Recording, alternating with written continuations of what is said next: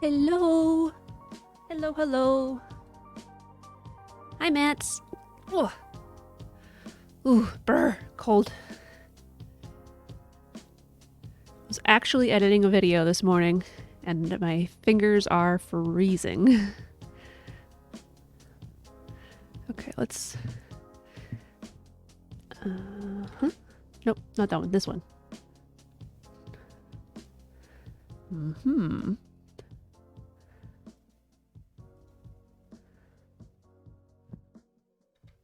Huh? No, okay. I'll figure that out later. Boop-a-doop-boo. Okay, we're turning off the music. We're booting up the game. Hey, hey, hey. What's up?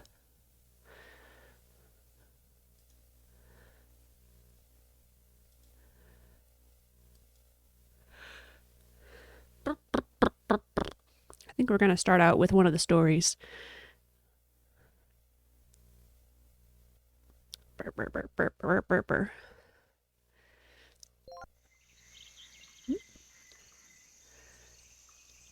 Nothing much, just bought Pizza Tower. Is that a game, I presume? Hi, Spike. Lots of love. I don't know what this trophy is about, but I have a trophy, apparently. Okay. Nope. How do I play this game again? This button? Bonus? Okay, we're starting out with one of the books. I'm pretty sure we read 1 and 2, and then we have 3 and 6 Third left. story. Whoa! So loud, I forgot how loud this guy was. I don't think the stories have anything to do with each other chronologically. Like, I don't think it matters which one you listen to in which order. But we'll do the third one now, and maybe we'll do the 6th one later. But first, I'm going to turn down the audio a little bit, so this guy doesn't blast our ears off. On wood dwarves, badgers, and a false impression. Dwarves are... Oh, Mats realizes Whisper has never heard of Pizza Tower now till the 6-year-long tale of its development. Well, you can type it out, but I won't be reading it until after the story. So it might be like 10 minutes. a burly bunch. Everyone in Mousewood knows that. Second story. Oh no. One morning, the wizard turned and... Third story. On wood dwarves, badgers, and a false impression. Dwarves are a burly bunch. Everyone in Mousewood knows that. They are excellent miners and blacksmiths. They were even designated the guardians of important bridges until trolls took over that duty. The dwarves of Mousewood, called wood dwarves, were just as accustomed to hard work, even though, from the point of view of a burly dwarf, the work often didn't seem hard at all. 3 dwarves who rarely backed away from a challenge shared a home right in the middle of Mousewood. The eldest dwarf was called Steinberg. He was 85 years old. Even by dwarf standards, he couldn't be considered green anymore, even though his father and grandfather always teased young Steinberg at family celebrations. His fellow lodgers were called Logger and Soft Steel. Logger was 73 and had a magnificent forked red beard. Soft Steel was the youngest and had just had his 71st birthday, without making much song and dance about it. Dwarves like to party loud and long, and as often as possible, just not on birthdays. Maybe because they have so many of them. The dwarves' home lay deep within the forest, half above and half below ground. There were cellars and mine shafts reaching deep under the forest floor. The dwarves drove these tunnels and shafts deeper and deeper between the roots and the earth, hoping for new pockets of precious metal or other treasures in the soil. Around their home, the 3 dwarves cultivated beds of dwarf root. Dwarf root is not a particularly small root. It's called dwarf root because only wood dwarves cultivate it, because they know how to extract the precious blue juice. Blue juice is popular among the forest dwellers for its peculiar taste and slightly unpredictable effects. In any case, no one in Mousewood would ever think of small when thinking of a dwarf. In fact, dwarves are a good deal larger than mice, squirrels, or foxes. A fox could only match a dwarf in size if it tried to walk on two legs, like mice and squirrels sometimes do. Okay, granted, from time to time, even foxes try to walk on two legs. But if you ever see a fox trying to do so, you'll immediately know why these sly fellows chose a quadrupedal life. It's like watching humans try to crawl on all fours just for the sake of it. A ridiculous sight. In addition to their burly physique and knowledge of blue juice, there's another significant characteristic innate to all dwarves: grumpiness. No one knows why or since when. Even the dwarves themselves cannot recall, so each and every day they look for reasons to be grumpy. Actually, they'd be happy if they didn't find anything to be grumpy about, but there's always something to make them irritable. One morning, Steinberg was sitting at the kitchen table in their tidy house, waiting for his fellow lodgers. They had gone down to the cellar half an hour previously to get some honey for breakfast. The cellar is where the dwarves stored their food, since the cool, damp caves kept it fresh. Steinberg had everything already prepared. He poured out some fresh, cold milk, cut the bread into thick slices, and had a chunk of fresh butter. All that was missing was sweet, golden honey. Suddenly, Steinberg heard a loud grumbling coming from the cellar door, a grumbling he knew all too well. The dwarf already had a bad feeling about what was in store. Finally, his housemates climbed the creek. Steinberg. "We're out of honey," Soft Steel said, Thank you, Spike. grimly putting out the lantern he had used to illuminate the cellar's depths. You could see in his expression that for him, a breakfast without honey was no breakfast at all. "And we won't find any up here either," growled Logger, running his tongue around his mouth, silently smacking his lips, as if this could conjure up the sweet taste he now had to do without. "Pah!" exclaimed Steinberg, something that dwarves make a habit of. "Pah!" he said again, getting up from his chair. "It's always the same, I tell you. The day's ruined." He stood with hands on hips, resting them on his broad leather belt, as if he were bracing himself for another ruined day. Slowly he calmed down and grumbled, "All right, no honey then." And eventually the dwarves sat down and had breakfast, if you could call it breakfast. "Pah!" Steinberg sputtered, his mouth full. Later on, the dwarves got ready for work on the root beds. They strapped their bags for gathering ripe roots over their shoulders and picked up their hoes and shovels and everything else they needed. Without another word, the wood dwarves left the house. A cuckoo's call echoed through the trees as Steinberg, Soft Steel, and Logger inspected their root beds. It looked like being a very promising harvest. Many thick dwarf roots were ripening, waiting to be turned into delicious blue juice. Soft Steel began to carefully till the earth around the precious plants with his hoe. Meanwhile, Logger checked the huge harvesting baskets for holes and other damage they might have suffered during the last shift. They seemed, however, to be in immaculate condition, despite the fact that they had been outside for weeks. Before they started harvesting, though, Steinberg would always smoke a pipe, which he kept along with his tobacco in a pouch on his belt. He began packing the tobacco. But just as he was about to light the pipe with a burning splint he had already lit with a lighter a relative had once crafted for him, he was startled by a yell. So startled, in fact, that his pipe fell out of his open mouth to the ground. "Hello! We need help!" a badger yelled as he ran towards the dwarf. Logger and Soft Steel joined Steinberg, waiting to hear what the badger had to say. "Excuse me," the badger said, gasping for air and stumbling the last bit of the way towards the dwarves. "We've just moved into the neighbourhood," he said.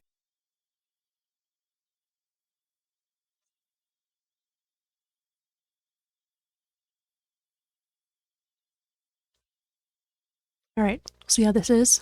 Gesturing nervously in a vague direction. It's our cart. We're transporting my in-laws' furniture. If it falls over, my wife is going to... The badger seemed to have difficulty imagining what his wife would do to him if the cart fell over. Please come with me, he begged the dwarves. Of course, we'll just drop everything and come and help, said Steinberg, and with a weary sigh, tapped the remaining tobacco out of his pipe. The harvest would have to wait. The wood dwarves followed the badger to the place where he had got into difficulties. The big wooden cart was packed with old cupboards and other furniture. It was propelled by a bike-like frame fixed to the front. At least, at the moment it was fixed to the front, so long as it didn't get stuck in the mud and wasn't about to topple over, as was the case now. The badger's wife was waiting by the cart, trying to stay calm. She was not, however, having much success. As she saw her husband and the dwarves approaching, she ran up to them. "Are you here to help? The cart, do you see? Do you see?" she asked anxiously. Steinberg, Logger and Soft Steel could see the cart clearly as it was directly in front of them. Soft Steel groaned quietly. "That's my parents' furniture. It mustn't be damaged at any cost," she continued agitatedly. "It has so many memories. Do you see?" The three wood dwarfs had no problem seeing. Soft Steel groaned again, a little less softly. "All right, boys, let's get down to it," said Steinberg, and the dwarves began to make a plan. Logger took a look at the cart, inspecting first the sides, then the front. Soft Steel examined the mud, which had swallowed two of the wheels, while Steinberg checked the consistency of the path in front of and behind them. Eventually the dwarves started to search for thick branches to lever the cart from the mud's grip. While the dwarves were busy working and planning, they noticed the badger's wife talking secretively to her husband and looking up from time to time as if she was afraid they might grow suspicious. Steinberg didn't hear particularly well, but he did have a particularly good instinct for things said behind his back. For him, it was obvious the badgers were talking maliciously about him and his fellow lodgers, and that made him extra grumpy. Using branches as levers, the burly dwarves managed to pull the cart out of the mud in one go. Then they stabilized it by covering the track with twigs and leaves so the wheels wouldn't sink in again. "All right, give it a try," said Steinberg. The badger mounted the bike and pedalled as hard as he could. Slowly the cart moved forward along the track, rattling and rolling under its heavy load. "It's worked! It's moving again!" the badger said, coughing and hastily accelerating along the path. "Sorry, but I'd better not stop," he yelled, "otherwise it might get stuck again." His wife ran up to the cart and managed to clumsily climb on, sitting down on a cupboard. And thus the cart and its load of furniture lurched and reeled down the path. Not so much as a thank you. When Steinberg was sure they were out of earshot, he clenched his fists and gave a loud "Pah!" Soft Steel and Logger looked at him inquisitively. "Didn't you see they were talking about us behind our backs?" he asked, infuriated. Actually, they hadn't noticed, but there were two things they knew for sure. Their friend was reliable about things like that, and they didn't like things like that. The dwarves were angry. "I'm used to people only coming over here if they need our help. Really, I'm used to that," said Logger dejectedly. "But talking about us behind our backs while we're helping, that's just—" Steinberg patted the disappointed dwarf on the back. None of them could imagine what the badgers had been saying behind their backs. "They'll always come up with something," grumbled Soft Steel. So, with the harvest still to be done, the wood dwarves returned to their root beds. Hour after hour they worked to the very end of the day, which gave them a few more reasons to be grumpy. They grubbed out the roots with their shovels and hoes, plucked the precious plants from the earth and put them in their harvesting bags. When the bags were full of ripe roots, they emptied them into huge baskets waiting at the edge of the fields until even they were crammed full. The dwarves didn't take a break until all the roots had been gathered, and the most exhausting part of the harvest was finished. It had been a rich harvest, but none of them could derive much satisfaction from it. Steinberg sat down at the edge of the field and puffed away at his pipe. Logger, lost in thought, gnawed on a straw. Soft Steel didn't even want to ponder, and spent his time cleaning the roots. Later they carried basket after basket into the house and stored them in their mine shafts, next to the machinery with which they liquidized the roots to gain the precious blue juice. They took their time on this, knowing that their thoughts would go back to the unfriendly badgers when they'd finished. Afterwards they wanted to spend the evening outside, so they took out a couple of chairs. Here, under the clear sky, they could let their thoughts roam and forget their troubles. Dusk began to fall, and in the distance birds started to sing, their songs ringing out clearly to every corner of dark and tranquil Mousewood. Gradually a completely different sound made itself heard. An uncanny, rattling, squeaking, barely audible at first, but growing in intensity until it could not be ignored. As the dwarves tried to spot the source of the noise, a faint light appeared between the trees, bumping back and forth while coming nearer. It was the badger, riding his bicycle cart. On the back stood his wife, holding something. As they arrived at the dwarves' home, the badger brought his vehicle to a halt and dismounted. "Hello again," he said. "We didn't have the chance to thank you properly. Without your kind help, we'd have been stuck forever." He then thanked every dwarf personally with a firm handshake. "Earlier on we were wondering how we could show our gratitude," his wife said, laughing. "No easy task, I can assure you. My husband Peter said you'd probably like a blueberry tart. But I thought you'd appreciate a rhubarb cake." As she spoke, she uncovered a rhubarb cake and gave it to a very surprised Steinberg. Taken unawares, the dwarves completely forgot the fact that they didn't actually like rhubarb cake. "Again, many thanks for your kind help," the badger lady said.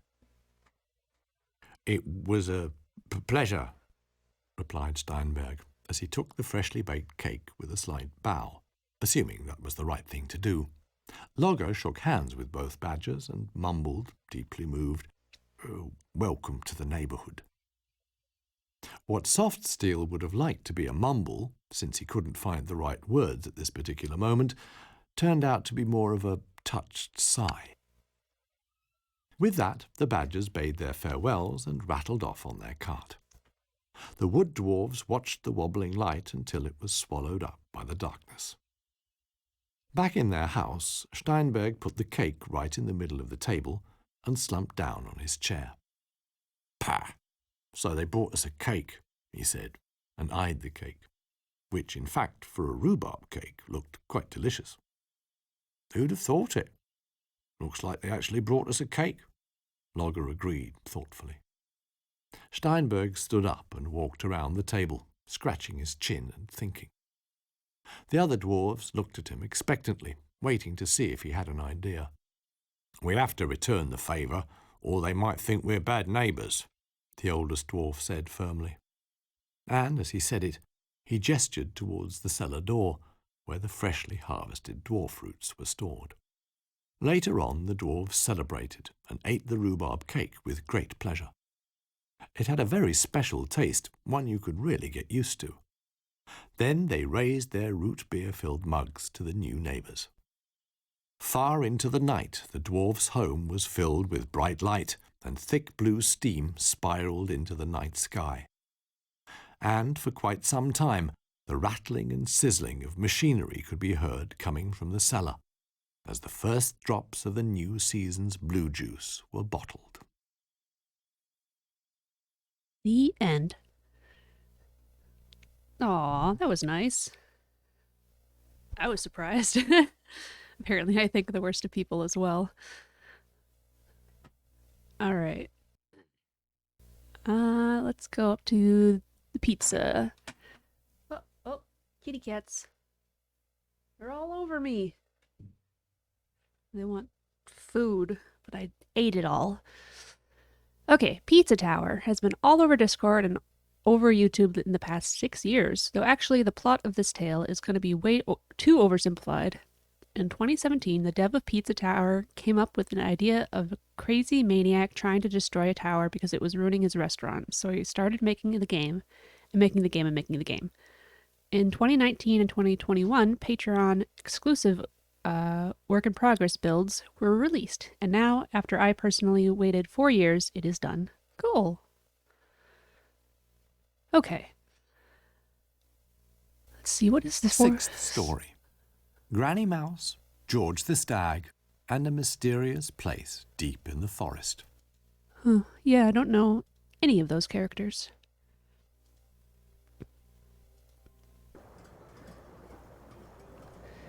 Okay, I was kind of hoping the story would help me think of something to make Steinberg less bored. Yeah. Da-da-da. A little worried about the sound effects. If they're too much, let me know. Okay, let's see. What are we working on? A thought to ponder? Okay. That's pretty loud.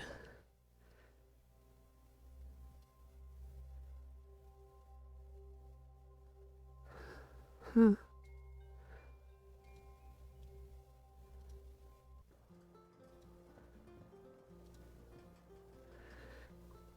Okay, so we went to Japan, went to the Nippon, and we got this bell, and we got a spell. I don't remember what it does. I don't think I need an. Ah, right, the illusion. We went to the wintry place and used the illusion to get in to the inner sanctum or whatever. And they're trying to grow the what's the word? They're trying to grow a seed so that somebody will come back. Because the egg being will only drink from the nectar of this flower or something.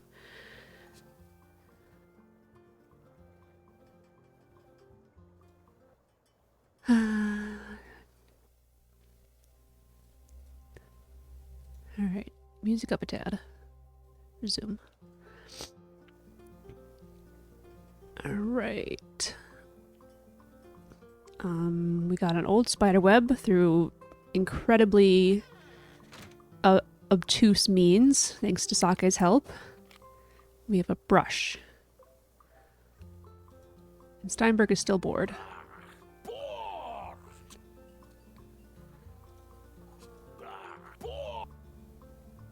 That doesn't need to be.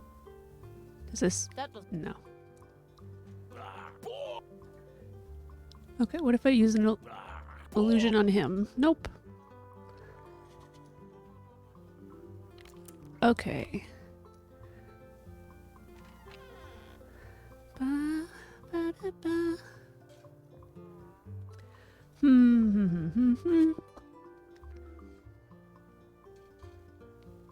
Okay, let's go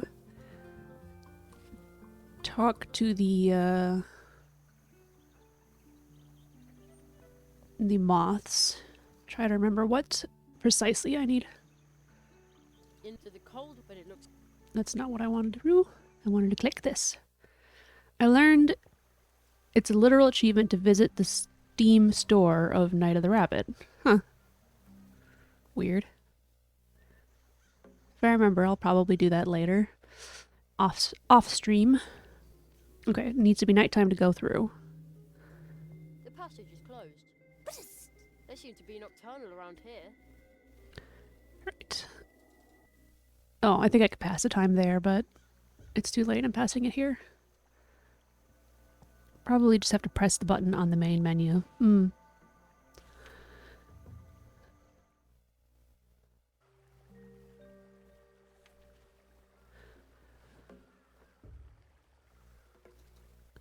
Okie dokie.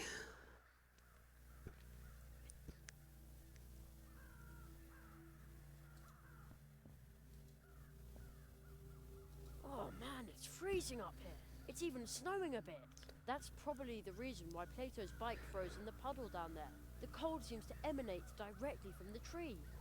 Uh-huh. Okay. What are you guarding so closely? It is the last ray of light. We are the last of the nuns of the Moonlight Circle. Priestess, that's We it. are expecting the arrival of our High Priestess, who was conceived under a favorable star, begotten by the most light-filled moths within our circle. We are going to call her Moonlight. Moonlight. Moonlight. What a beautiful name. It was nice talking to you, but now I need to buzz off. Do other insect stuff. Return here whenever you are able to, but try to not tarry for too long. Lights are coming from everywhere, blinding us and drawing us away from here.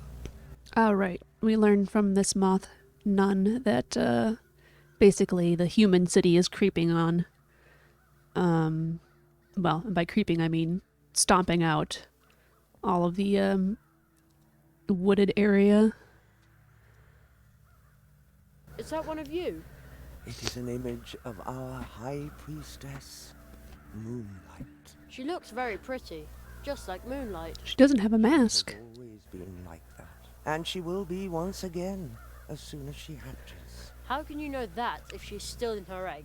She comes and goes, just like the moonlight. We know her well, and her time will come again. Soon. This pot contains some dirt, but no plant. Only a funny stone that someone... Oh, my mistake. This used to be a plant.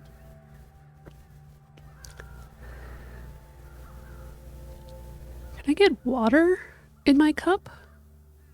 I only know about like coffee and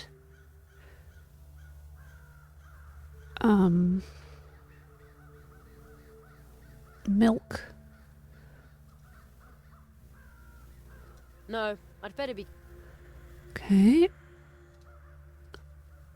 No. No. That's silly.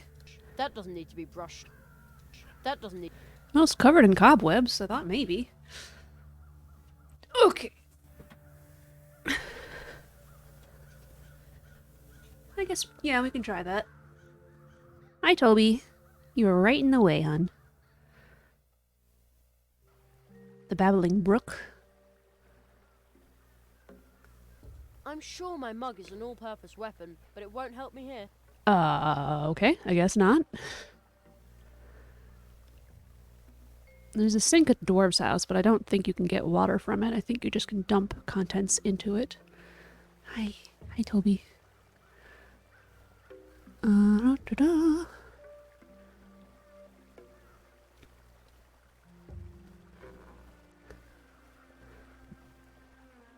Yeah, hi, Toby.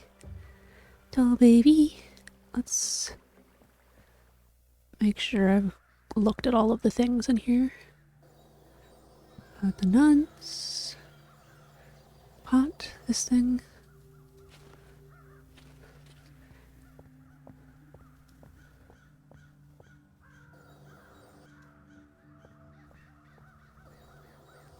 Oh, right. And also that this garbage dump that the crows are eating from is making them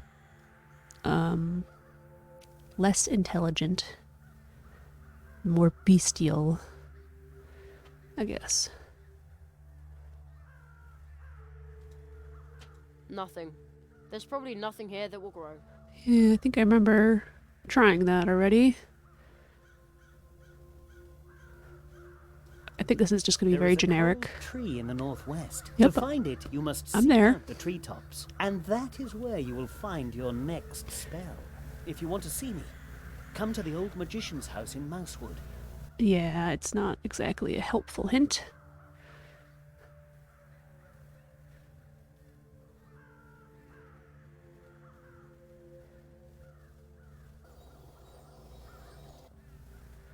The moth priestess said that the garbage dump is the reason why the crows are attacking Mousewood. Somebody's got to do something about it. But here in this world, I'm no bigger than a mouse. Whatever can a mouse do against a mountain of garbage?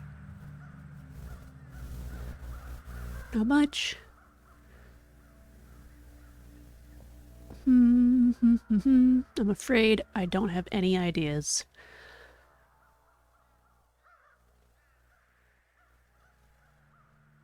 I mean, the moonlight stuff makes me think of that one flower. It sounds like we need a seed, because this isn't a seed anymore. But where do we get the seed, if that is the case?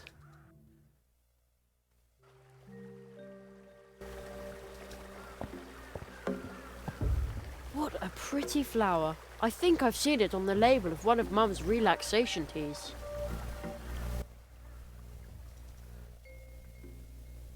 Mr. Bunnyman said, if you want to talk to me. Yeah, I think he'll just talk to you about like the same kind of stuff, though. No. Oh, I thought that would maybe do something. What kind of stone is that? It is firmly stuck. No idea what it is. Will it grow? Nothing. I guess not. Does it have a face? Nothing's whispering here. It does not have a face. It looks interesting over there, but I can't... Right.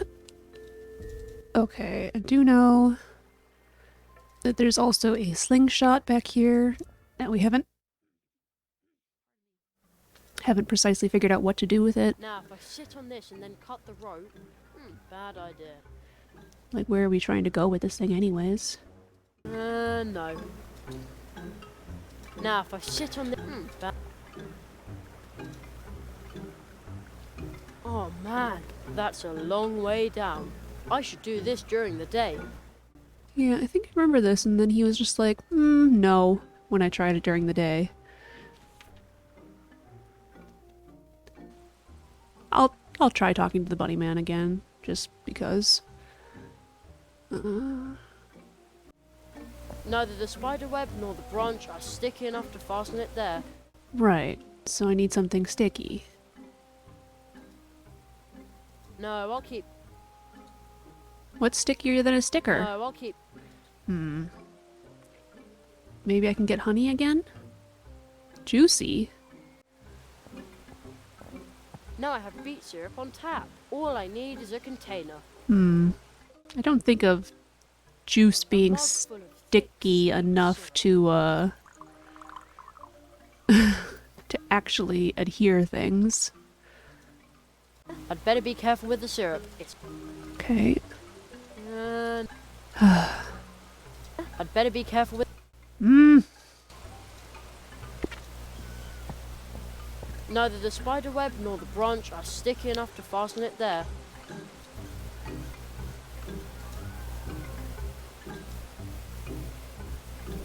I'd better be careful with... I mean, maybe this isn't the right answer, but... Gosh darn it. Neither the spider... Now I've got a sticky brush.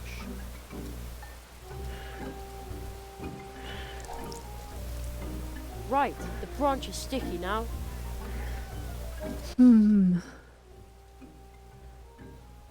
Great, my spider sense is tingling. Aha. Ha ha ha. Now I just have to adjust the branch and then some of those little paratroopers will hopefully land in my net. Oh, is that how we're getting a seed? I really do feel like you could just drizzle the syrup on the stick, but what do I know? Yeah. Okay, how do I adjust it? Do I... No, I'd better be careful.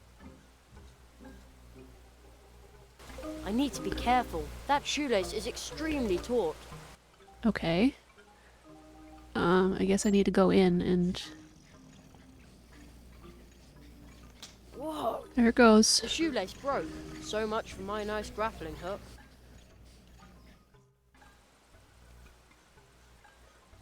Yeah! How do I get it? He's gonna be all like, oh, it's too dangerous to walk out there. Some dandelion seeds got stuck in the net, but I can't reach it like this, and the shoelace broke. Child. It's a good thing I still have the sticky brush. I got myself a dandelion parachute. Parachute. Huh.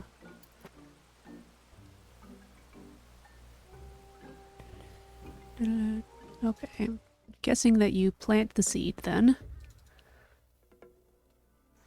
It's gotta be nighttime, so we'll make it nighttime.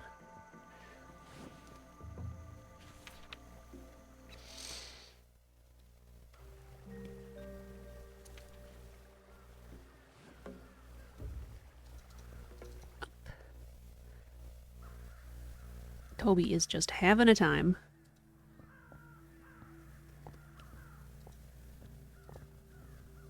Well, out with the dried up thing and in with the new seed.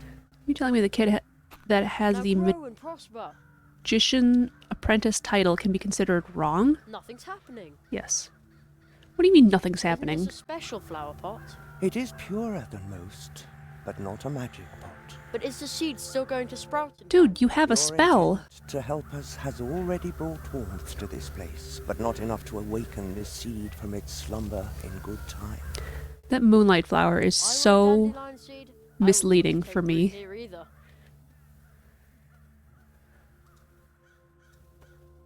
It's working! Watch it grow. Grew. Whoa, It's those working? dandelion leaves are not like any dandelions I've ever seen. Hooray! Party? Indeed, you succeeded. You caused the withered soil to bear the fruit that we need to survive. Jeremiah, you truly are the magic moth that we had envisioned. Aw, Well, shucks. Actually, I'm... No matter how strange you may appear, What? Thanks, but... you seek the portal. Oh wow, it's right there. Have found it. We once entered this world through that rift. The world you are going to find there, the one we left behind us. Has grown. Oh, I was gonna say maybe it's better for you to go back, but I guess not. But I didn't bring my coat. The power of our unhatched high priestess will protect you, just as it protects us on our journeys.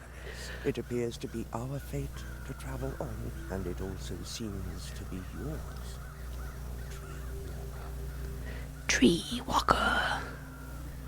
Alright. By the time you return from the cold, you will find this world changed.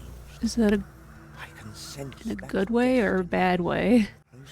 If you are still looking for something in this world, as you know it, do not enter. the Oh. portal Uh-oh. just yet.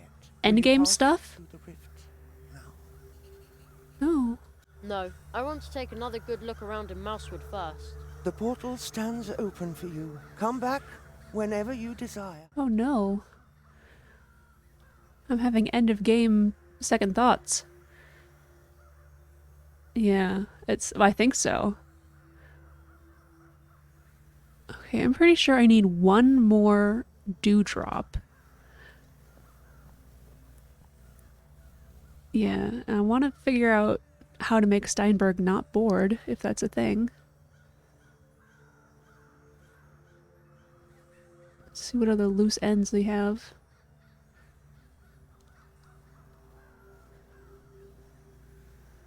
Oh my gosh, this cat. He kind of obsesses over making biscuits on my Udi sweater. And he's like standing on my arm, trying to make biscuits on my shoulder, and he's having a time like balancing there. Find more audiobooks or whatever. That too. Can I look this way? I guess not. Dude, why does it have to be that position,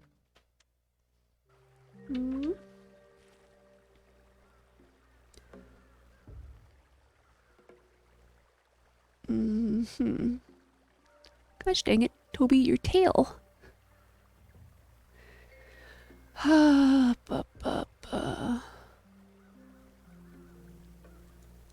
I get more of a view if I go down here? No, I don't. No, I don't. Okay, is there a dewdrop here that I haven't gotten?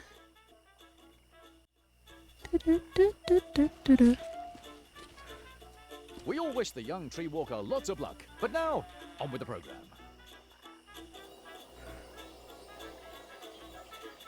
Plato the Frog has a message for Annual Mouse. He does. To me, you're a wonderful star. Aw. I bet you night owls out there are wishing the two of them luck, just like me.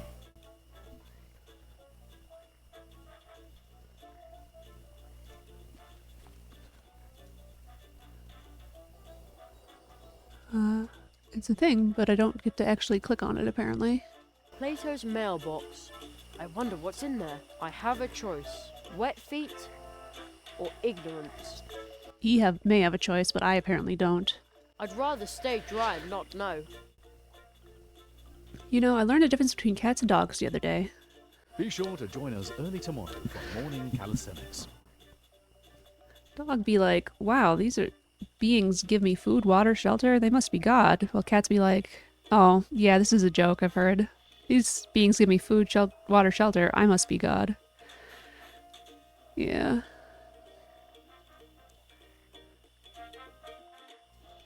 Oh, boy. Plato the Frog has a message. Okay, we already heard that message.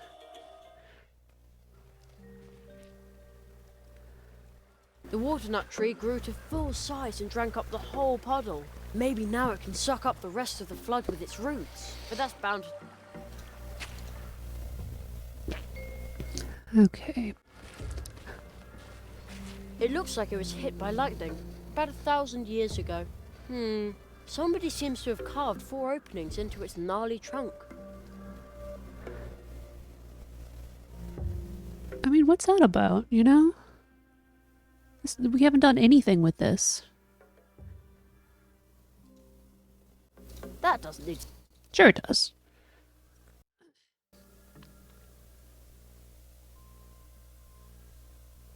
I keep thinking that...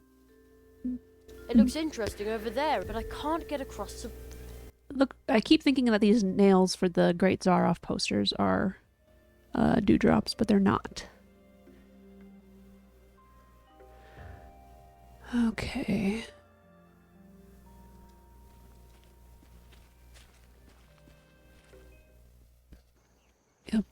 Yep. Just one thin wafer.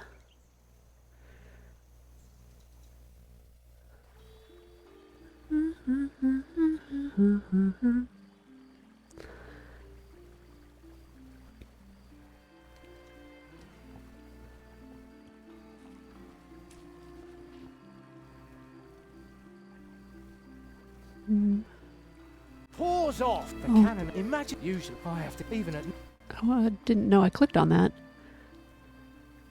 Can I move now, please?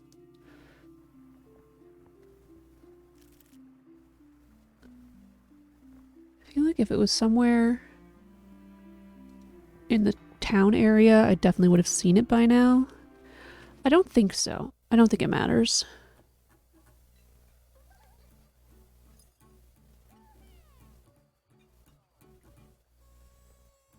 I mean, we could make it day just so it's more likely for us to be able to see it. And then we can go in the cafe and stuff.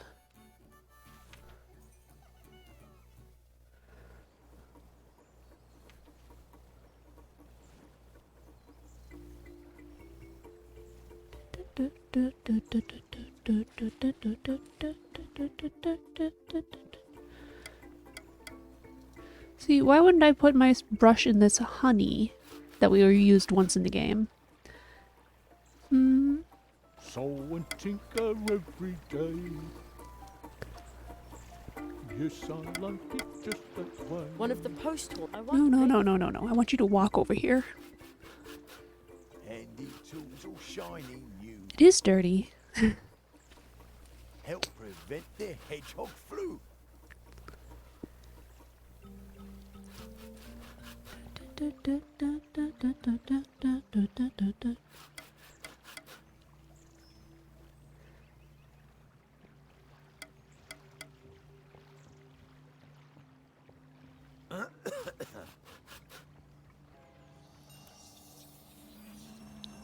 Two. Oh no, it's two dewdrops.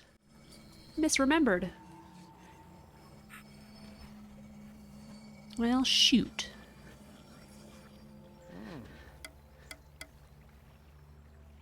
Is it worth the stream to go and look for this stuff? Probably not. No, we don't have to.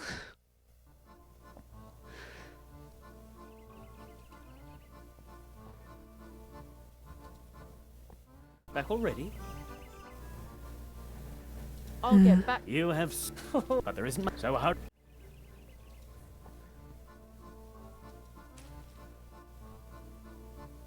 Don't recall seeing one in here before.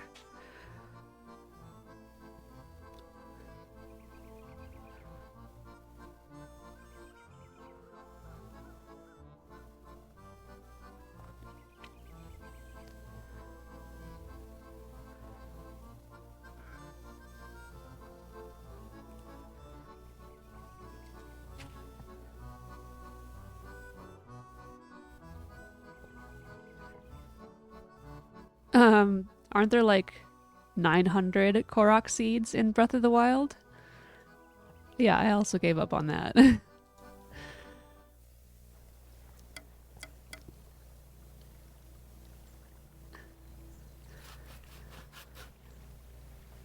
don't know, if I give up on this, you'll just have to buy the game and play it yourself. And then you can find them all. Not necessarily.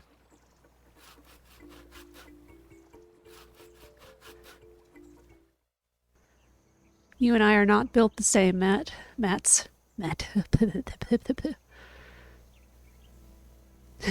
Yeah. Da.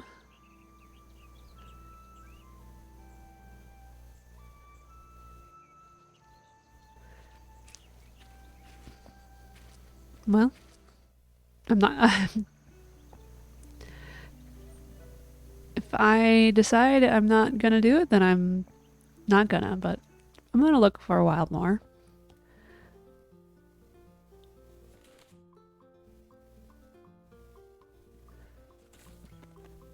This looks like it could be a dewdrop, but it's just a hole in the leaf. That too. Stop. I don't know if they were inside or not. Oh, sake. Oh, no.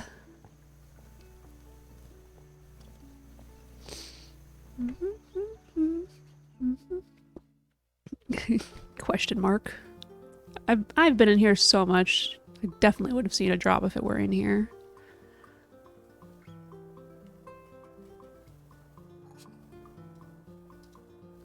The mouse used to clock past the door. Yeah, I know. That's why I wanted you to go through the door. They're both still there. Hey, this is private. Alright, we'll open up. Police are too scared to come knocking, so they leave Whisper alone.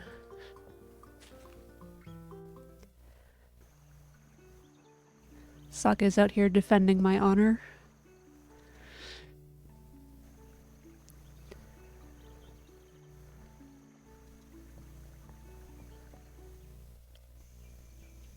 This is why they live a peaceful life with kitties and video games. Okay, we're looking. Defending my honor is better than perpetuating my crimes of cuteness.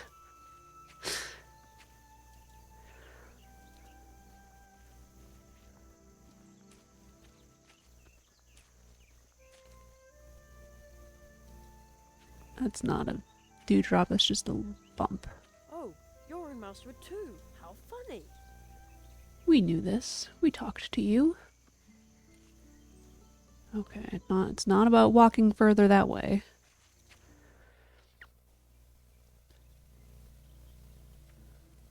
Oh, I'm right. We can't go across the pond in this reality.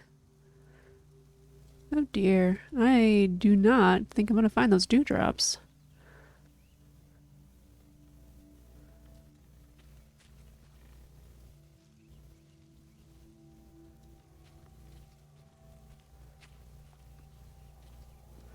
My completionist senses just can't handle it if I'm over halfway in a collectathon and don't complete it. That's where you and I differ. The old path tree could do something like that. Path tree? Maybe in the olden days, someone actually knew about the portal. Yeah, probably. Hmm.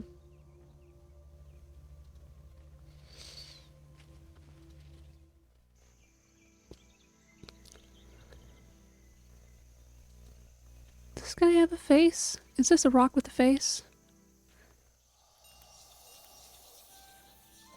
I stand between here and there.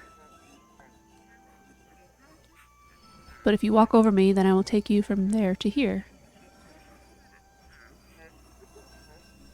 Okay, I never talked to this one, but they didn't have much to say.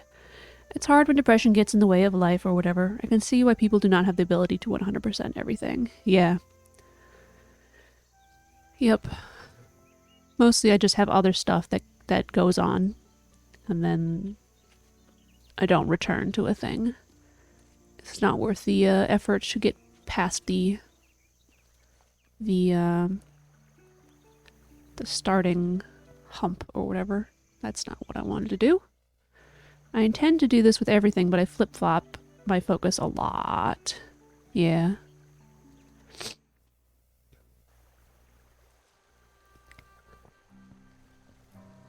A swift...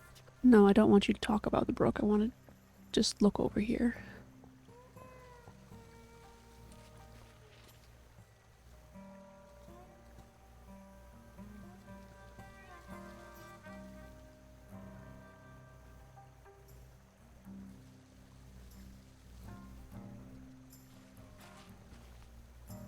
Hmm.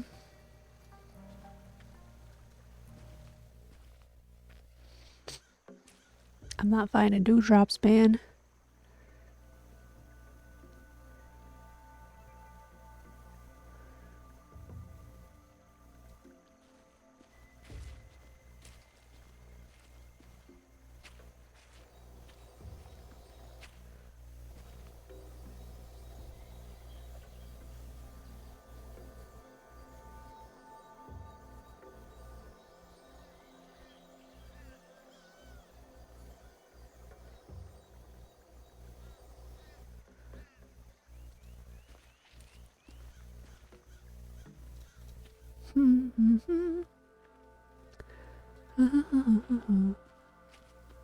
They planted... And they planted... No, I want you to walk over, child.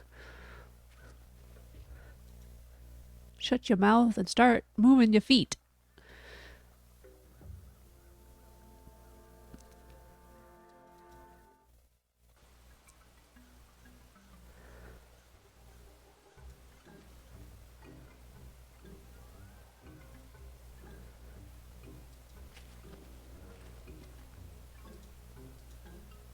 Wow! The wind is blowing the little dandelion parachutes all the way up here, but they're too far away to catch my hand. I can see the wood dwarf...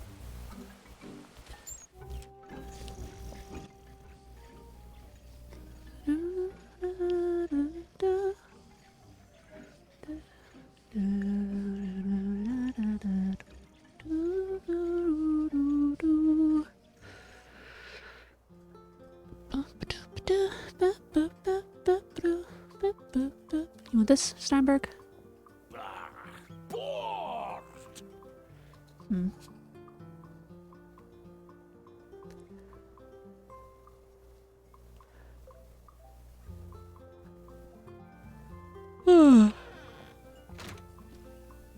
I don't know, guys.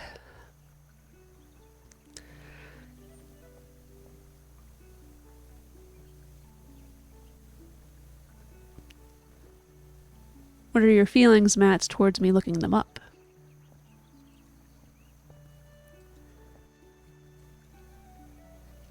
I wonder how the voice actor of Mr. Magic Adventure is doing nowadays.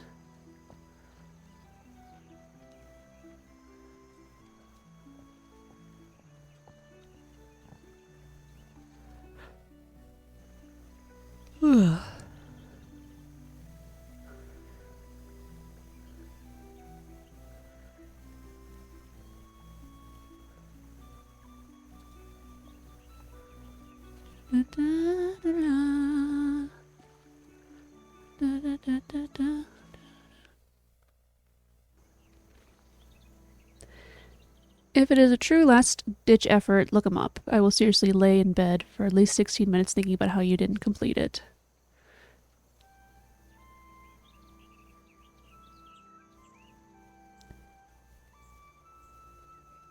Lay in bed asleep for at least 16 minutes? I'm confused.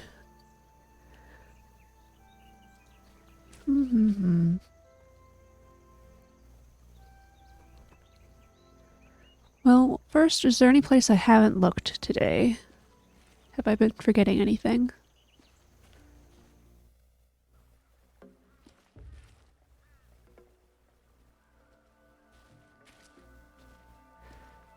It looks like it was.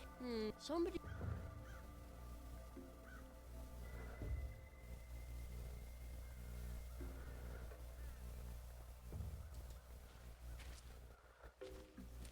I can't go there in this reality or whatever.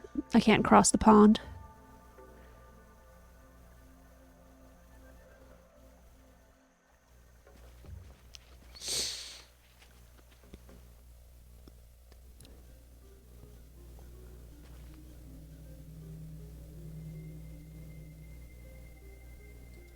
I can't go any further to the left, I don't think. Maybe that way.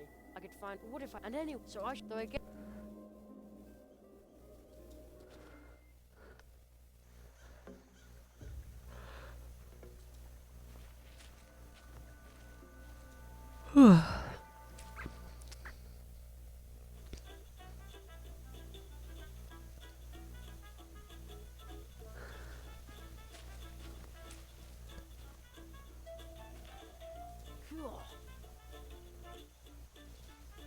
I'm sure my mug is an all.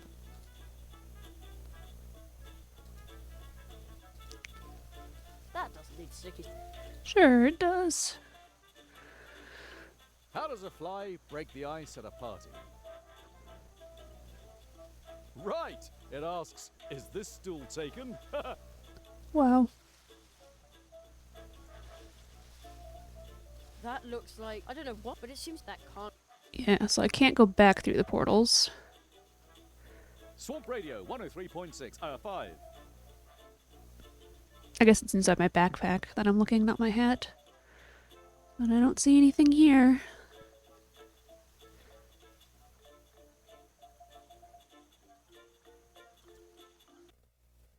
Is there one on the menu? No.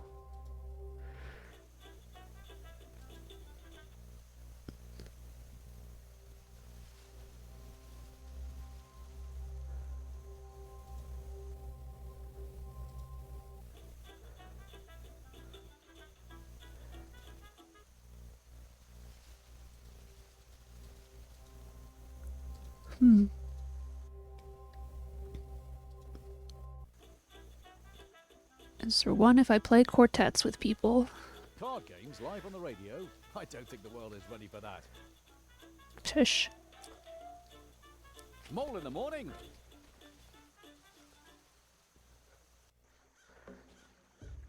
You probably say you're on duty.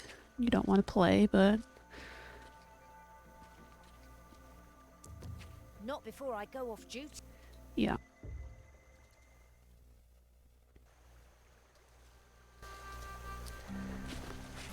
I love card games.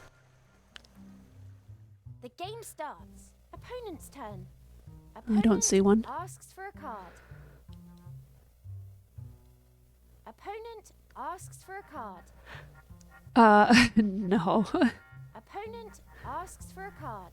Okay, so you have the 2 of whatever those are. It's your turn. 2. I'm sure you've got this card. Very well. Let's see.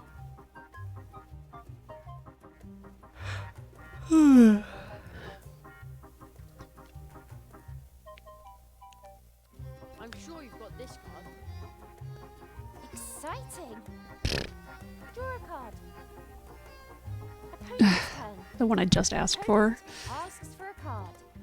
Okay, so you don't have the 4 of clovers, but you do have the 1 or 2. This card. I bet you. Spike's working. I was so sure that would work. Draw a card. Opponent's turn. Opponent asks for a card. Okay, I have the 2 or 4 of those. Choose a card. They already took a couple of these ones from me. Don't remember which one though. I'm sure you've got this card. Excellent. Let's see. It depends on how much attention I'm paying to it. I'm sure you've got this card. Very Rip. well. Oh no, not Rip. Let's see. I may as well go for it. I'm sure you've got this card. Very well. And another quartet. Let's see. This card. I bet you've got it. Excellent. Let's see what card you've got there. This card. I bet you've got it. Excellent. Let's see what card you've got there. They asked for the 1, I think. I'm sure you've got this card. Very well. Let's see what card you've got there. Ask your grandmother to wake up from the grave and click every pixel of area. I'm sure you've got this card. I'm not even sure the name of that grandma on any side. Let's see what card you've got there. I changed my mind. Let's see what card you've got there. I'm sure you've got this. I can only name one great-grandmother. Let's see No, what card I can only name one great-grandmother. Nina, born on the 9th of November 1909, and the 9th child of the family.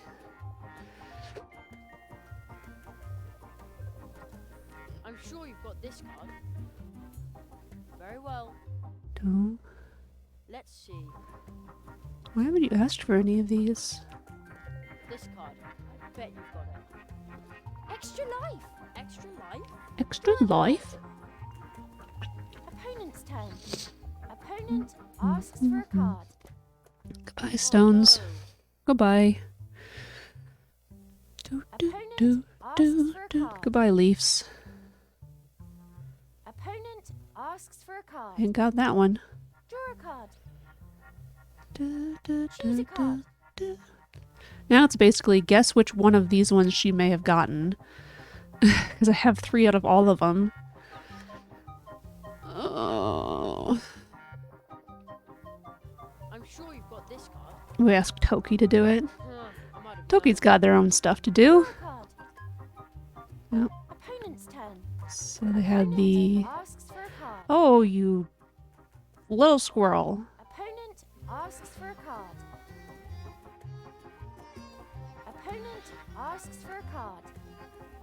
Opponent's quartet. That'd probably turn out bad considering how horrible I am at communicating things to Toki. Wow, I super lost. Game over. Because I couldn't guess which one out of like 5 that they did get. This is the most fun I've had in ages. Yeah? Well, too bad it didn't work for Steinberg.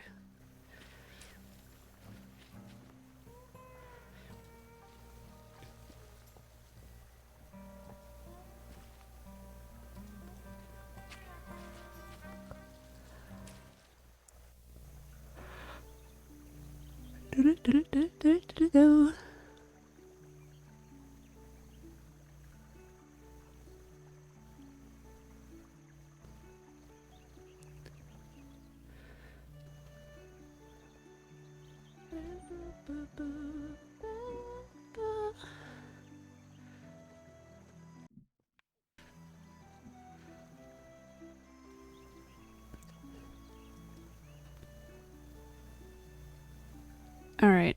I think I'm going to look up the location of the dewdrops. I'm going to see if there's anything else that I really want to do before we end. And meanwhile, we're going to listen to that other story that I have.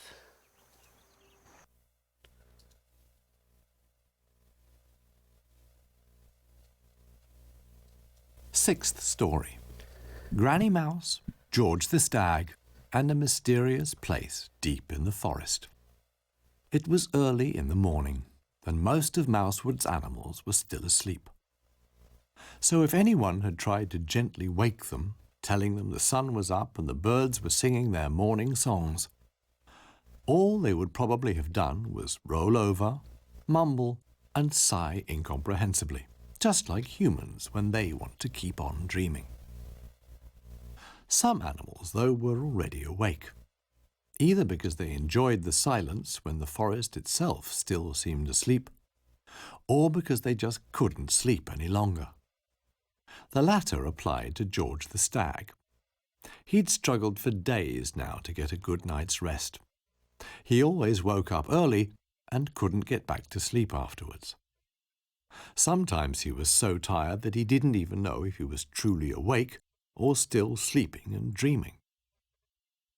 So George roamed the deep forest of Mousewood, where even animals who lived there could get lost on occasion. If someone had seen him, they wouldn't have got the impression he was tired at all, since stags have a natural tendency to look regal. If the mice and squirrels ever decided they needed a king, they would surely suggest a stag. A stag's antlers certainly look regal enough. But there was no need for a king. And even if there had been, George would probably just be a prince, since his antlers were still pretty short. The young stag, as drowsy as he was regal, continued his walk through the misty hills of Mousewood. He was in search of a clearing he had discovered a few days back and visited 3 mornings in a row. The strange thing was, the clearing wasn't easy to find. Every morning, it seemed to George, it was in a different place. The glade was as wide as a field. There was tall grass, and the murmur of a stream could be heard nearby, even though it wasn't visible through the reeds and dense bushes. Right in the middle of the glade, still wreathed in mist, stood a huge gnarled tree, with a thick trunk, grand roots that went for miles deep into the earth, and mighty branches towering high towards the sky. George found this tree different from other trees. He liked trees. In fact, George knew many of them, and this one was different. Probably because it grew in such isolation. This enormous tree didn't seem to have anybody for company. Maybe that was why he liked to be around it. George stood next to the tree and looked around the clearing. He wondered what the tree was thinking. "You're an early bird, aren't you?" a cawing voice asked. Startled and bewildered, George looked around, but he couldn't see anybody. Was it the tree talking to him? The answer flapped down to George from a branch up in the green treetop, landing just above his head on a stumpy branch.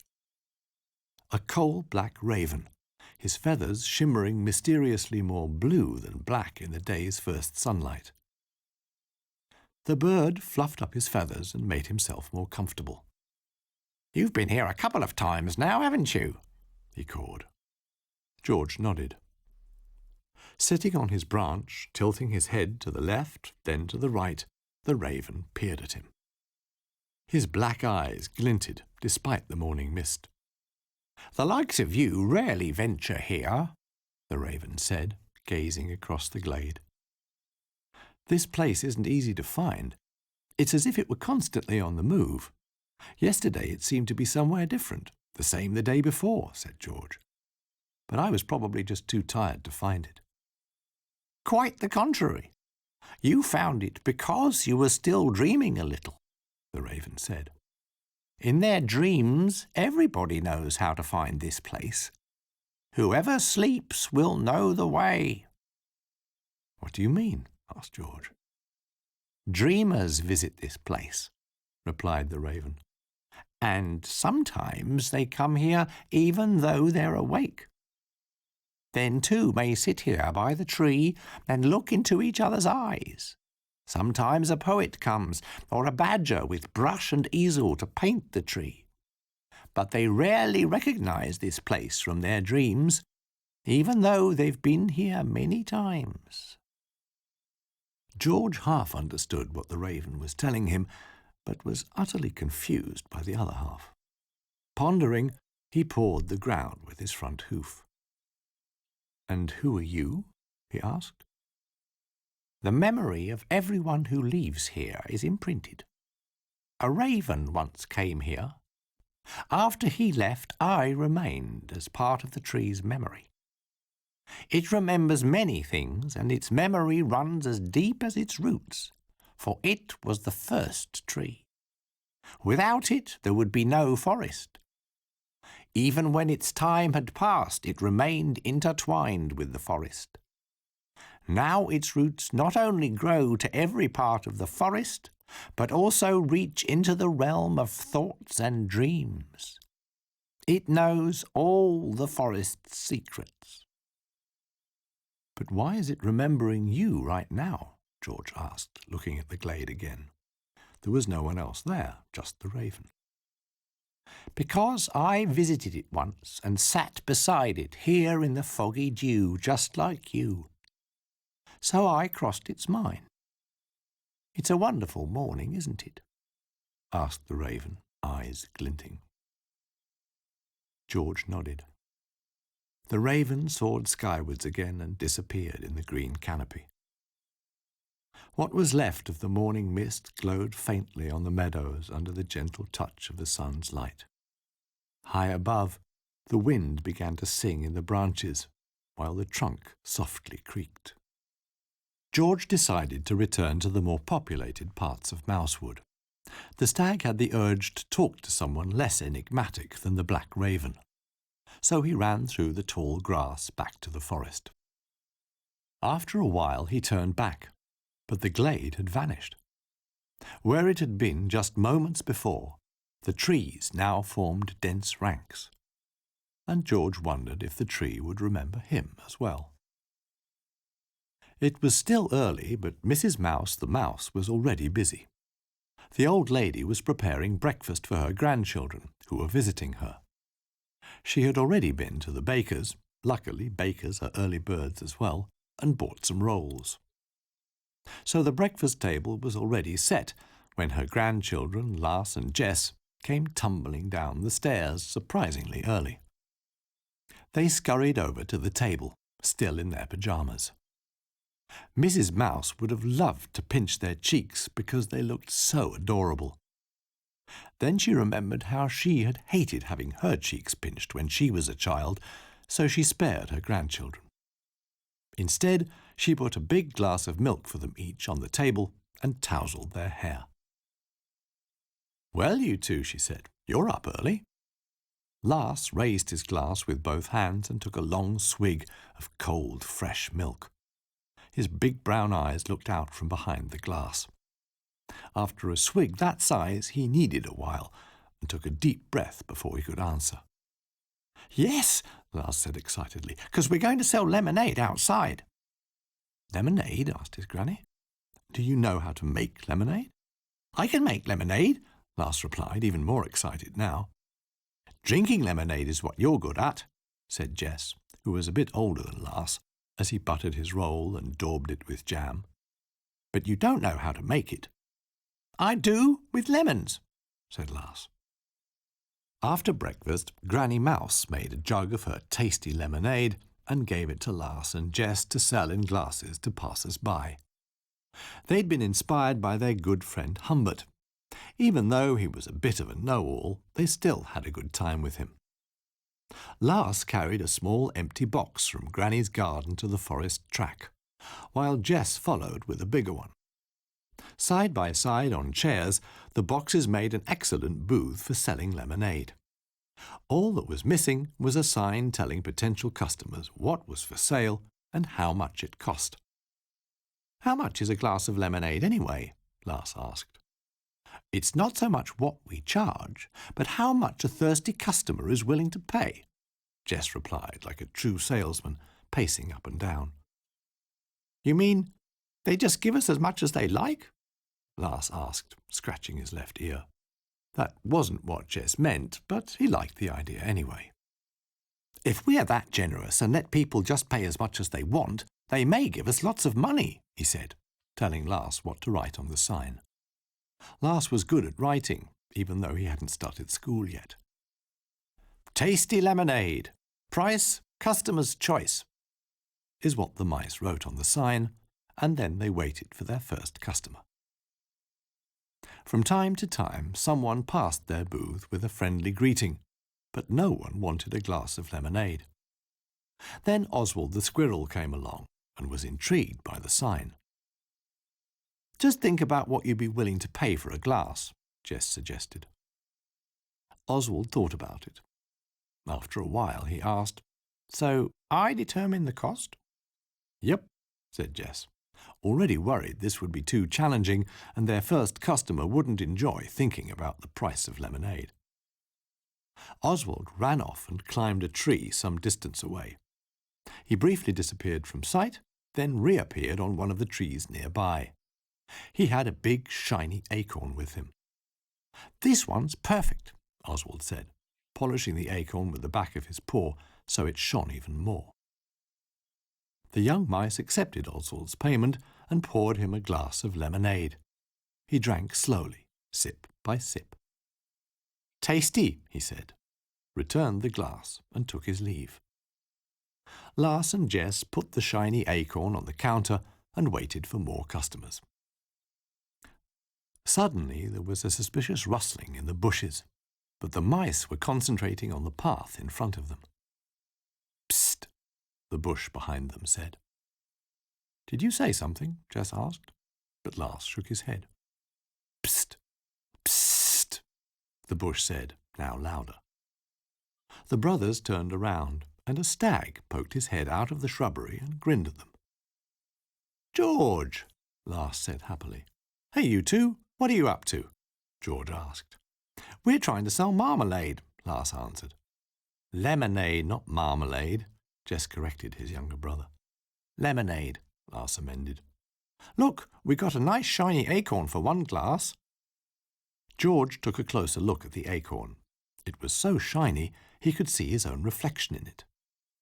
"But it's really not as valuable as a glass of tasty lemonade," Lars said. A little later on, Soft Steel the wood dwarf came by the booth, making no effort to wish the kids a good day. He was about to walk by without a word. "Excuse me," George called after him. "What is it?" the wood dwarf asked, turning round. "Do you like lemonade?" the stag inquired. "I certainly do," replied the dwarf, sceptically peering at the mice and the stag. "And now I suppose you want me to pay." "But you choose how much," Jess clarified. "Pah! On top of all that, I have to choose," the dwarf groaned, pulling a face and pretending to be bored. "Maybe you'd like to carve something?" George asked. He knew that dwarves were fine craftsmen who probably put all their sensitivity into their craft and hadn't much left over for other occasions. "You want something carved?" the dwarf asked the mice. Lars handed Soft Steel the shiny acorn, and the dwarf eyed the material. Then he pulled a knife from his belt pouch and asked, "And what should I carve for you?" Lars looked around. His eye fell on George, standing next to him, looking very regal. Lars whispered something to Jess that his brother seemed to think was a good idea. "Carve us a George," Jess said. "All right. Well, get yourself into a proper pose," the dwarf demanded. So George took up an even more regal pose, and Soft Steel began to carve. From time to time he looked up at George and then continued carving. Eventually he blew the shavings from the acorn's surface, took a critical look at his work, and then showed it to the mice. The dwarf had captured a good likeness of George on the shiny acorn. A fine work. Jess took the acorn and thanked the dwarf respectfully. "My lemonade," Soft Steel said, pointing at the empty glass on the counter. He made no effort to make this sound like a request. The children poured him some lemonade, the dwarf gulped the glass down in one go and left. When he was sure that he was out of sight and earshot, however, Soft Steel smacked his lips loudly, since the lemonade had been truly delicious. "Now we have a really valuable acorn," Lars cheered. Mrs. Mouse came out of her house to look for her grandchildren and was happy to see George with them. The kids showed her their new carving, and she immediately recognized George's image. Since he had had such a good idea, the stag was given the rest of the lemonade. Jess took the jug and poured it directly into his mouth, as stags rarely have their hands free. "Another satisfied customer," George commented, licking his lips. "And as a customer, I choose what I pay. So, why don't we go lantern rambling tonight? What do you think, Mrs. Mouse?" "Oh, I haven't done that for a long time," the old lady said, wondering if this wasn't a touch too adventurous. Then she said, "As long as we take it slowly, my legs aren't what they used to be." "Yay!" Jess shouted. "Hooray!" said Lars. George promised to pick the mice up at twilight. Lantern rambling is an old tradition in Mousewood. When the days get shorter, the forest dwellers light colourful paper lanterns with their children and go for an evening walk. After sunset, Lars and Jess put on warm coats and waited outside. Mrs. Mouse joined them and gave her grandchildren sticks to hang their lanterns on. The little ones could hardly wait for George to take them and their granny for a walk through the forest. Mrs. Mouse picked up the lanterns and unfolded them. Then she put candles inside and lit them. Lars got his first. It was shaped like the sun, with a jolly, illuminated face. The flickering candle flame made the sun's smile curiously vivid. Then Granny Mouse hung Jess's lantern on its stick, a radiant crescent moon gazing dreamily into the night. The children held their lanterns carefully so the candles would burn brightly and steadily. "Okay, take good care of your lanterns," Mrs. Mouse said. "You can wait outside for George, but stay near the house." "Yes, Granny," Jess said. Mrs. Mouse returned to the kitchen to prepare dinner, since everybody was sure to be hungry after their walk. Outside, Lars and Jess waited with their lanterns for their friend. "George is certainly taking his time," said Lars, cautiously dangling his lantern. "Yeah, I hope he's all right," Jess replied. "Do you know where he lives?" Lars asked with a worried look. "Somewhere over there, I think," his brother said, pointing down the forest path which disappeared into the dusk. "We could go and meet him halfway." "But Granny said we should wait here," said Lars. "We'll go and meet him and come back to pick up Granny," Jess said. His little brother found that quite reasonable. So the two mice walked slowly down the track with their lanterns, till all one could see was a jolly sun and a dreamy moon dancing faintly in the trees. Shortly after, George the Stag arrived at Mrs. Mouse's house and knocked at the door. The grandmother greeted him warmly. "Good evening. Are you all ready?" she asked him, and took her warm coat from the hook by the door. "I'm ready," George replied. "Where are Lars and Jess?" asked Mrs. Mouse, buttoning her coat. She felt a little uneasy. "Why, they're not outside, if that's what you mean," George said, now sharing her unease. Mrs. Mouse ran outside and looked around. There was no sign of her grandchildren. "Where are they? They were out here a minute ago," she said, her voice shaking. The old lady desperately looked about for the children. George's stomach ached at the thought that Lars and Jess were out there in the dark on their own. "Come on, we've got to find them," George said, and knelt down to let Mrs. Mouse climb on his back. Granny Mouse wrapped her scarf around her neck and didn't hesitate for a second before climbing on the stag's back. "Hold on tight," George said. Then he got up and moved off into the darkness in search of the children. "Lars!" George shouted through the nocturnal forest. "Jess!" Mrs. Mouse shouted.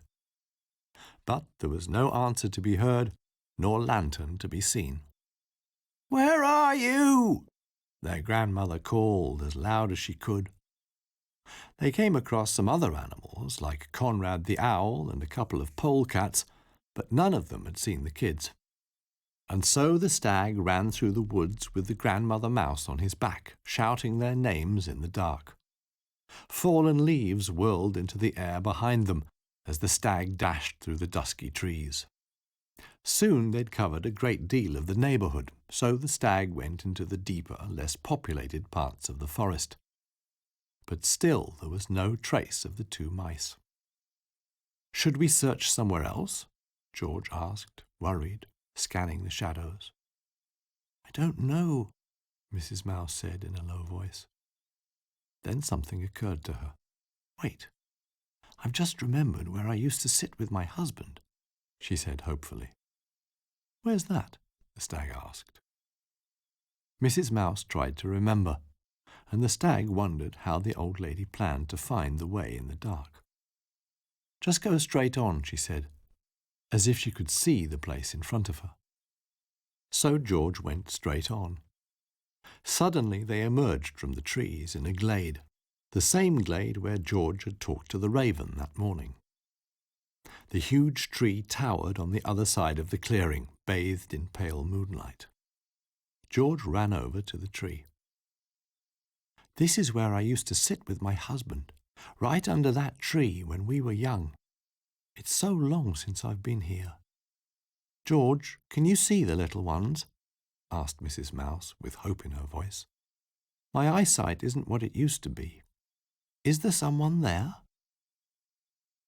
George peered over at the tree, and down at the bottom of the trunk there was indeed somebody. He struggled to see who it was. Then he made out two figures, but not Jess and Lars. George didn't know if he could trust his eyes. Down in the shadows sat a young girl mouse and her boyfriend. They were holding hands and smiled shyly at him. The young mouse reminded him of the grandmother on his back. Next to the couple stood a stag, but George could only see his silhouette in the shadows cast by the silvery moonlight. Curiously, it felt like looking into a mirror.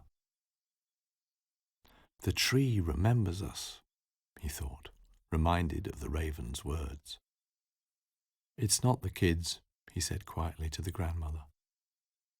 "Then let's ask these nice people if they've seen my grandchildren," said Mrs. Mouse, wondering why George was so quiet. "Have you seen two children?" George asked aloud. The mice pointed to the right into the forest. The other stag paced around in the tree's shade, calling to someone up in the treetop. George couldn't hear what he said as he was too far away. A big bird descended from the high branches, flapping towards George and Mrs. Mouse. In the moonlight, George recognized the raven he had met that morning. "Follow me, will you?" called the raven, soaring over their heads in the direction the mice had pointed. Mrs. Mouse held on tight, and George trotted across the meadow to the glade's edge. The black raven flew between the trees, his silhouette merging with the forest's darkness. George followed him. When they were back in the woods, the raven disappeared. Instead, they saw a smiling sun and a sleepy moon floating between the trees, as if waiting for something. "Children!" Mrs. Mouse called from the stag's back. "Granny!" the children shouted, running towards them, but carefully so their lanterns wouldn't go out. "You were supposed to stay at the house," their grandmother said, with a mixture of anger and relief. The kids looked sheepish and apologized. "Where were you, anyway?" George asked, slightly out of breath due to all the running and yelling. "We were looking for you," Lars explained. "But it seems you were somewhere completely different." George and Mrs. Mouse and the kids made their way through the dark forest. After a while, they found the track leading to Granny Mouse's home. They didn't talk much on the way, as it had been an exhausting evening for all of them. Around them, the woods were so silent that all that could be heard was the soft rustling of leaves beneath their feet. Just before they reached the house, Lars' lantern went out with a faint fizzle. The jolly sun went dark. Shortly afterwards, Jess's sleepy moon also expired. George was relieved that the candles had lasted so long. Without their light, they wouldn't have been able to find the children so easily in the dark. When they reached the mice's house, George bade them farewell.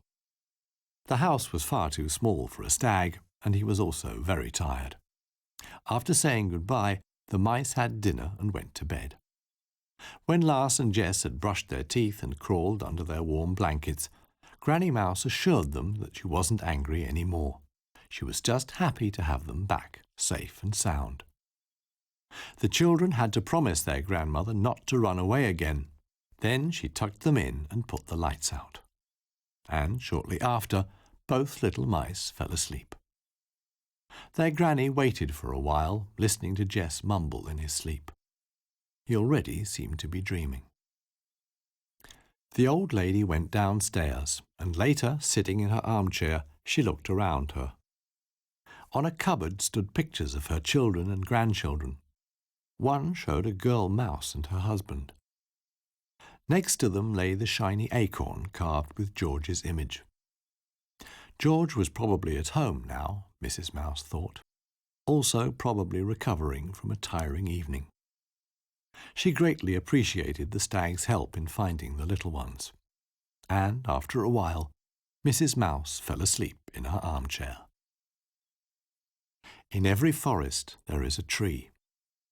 The first tree in the whole forest. So old it knows almost everything, with roots deep in every corner of the forest, even in the realm of our thoughts and dreams. Ooh. Okay.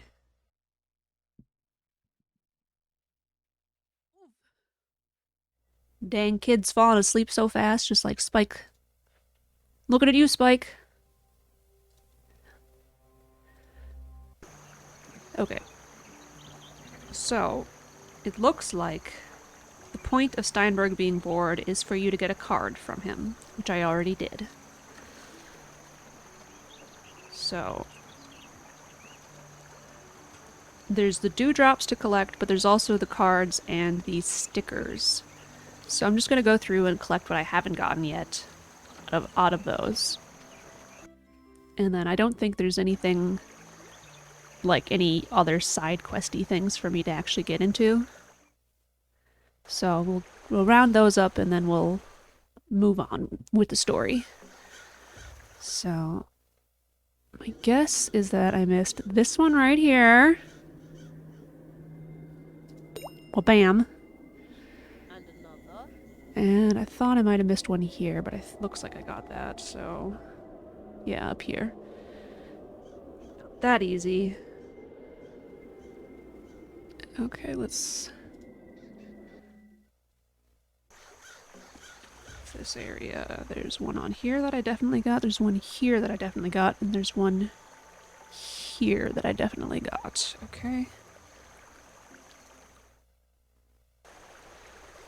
There's one here. And I'm sure I got the one down here as well. Yes.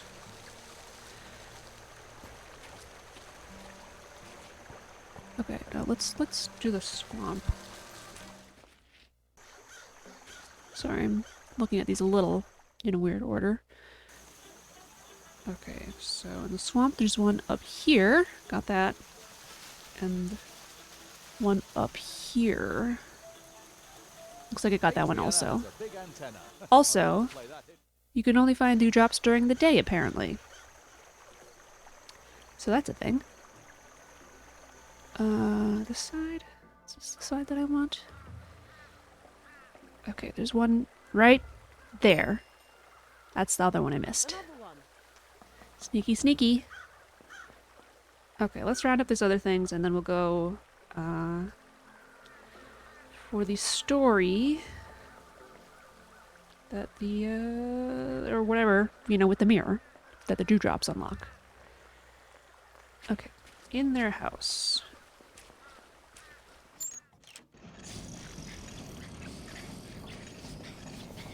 I think I got the one under the floorboard.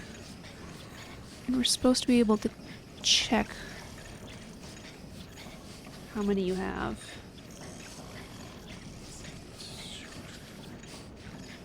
Twelve cards to find. In the main menu, bonus collection quarters. So you can see quartets, sorry. Oh, I'm only missing 2 cards. Wow, I need the one of leaves and the one of nuts. Wow. I mean, I guess I got like sets by doing other things. So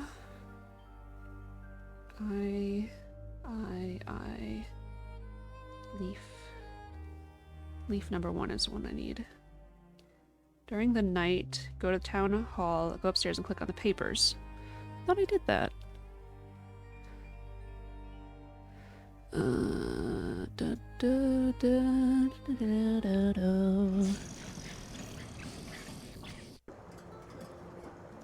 Sorry, Steinberg, you're gonna be bored forever, apparently.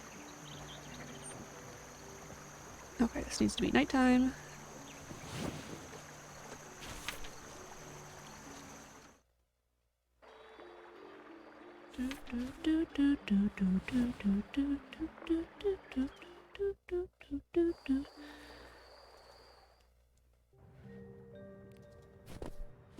I thought for sure I rustled those documents. Rather boring paperwork. Old, but boring. Yeah, I definitely remember getting that. Dialogue. Oh. I can't read, apparently. Wait. Click on papers to get leaf family number 1. Go to tunnel and click on the documents to get leaf number 3. Uh-oh. I think this is an incorrect guide. Armor, documents, papers. Oh my god. Dusty old papers. Hey, a playing card. Oh my god. That's cute. But the difference is like here to here.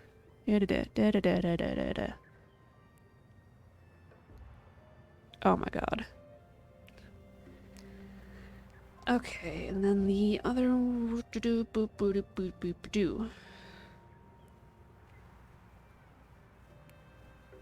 Okay, Ursula, whatever.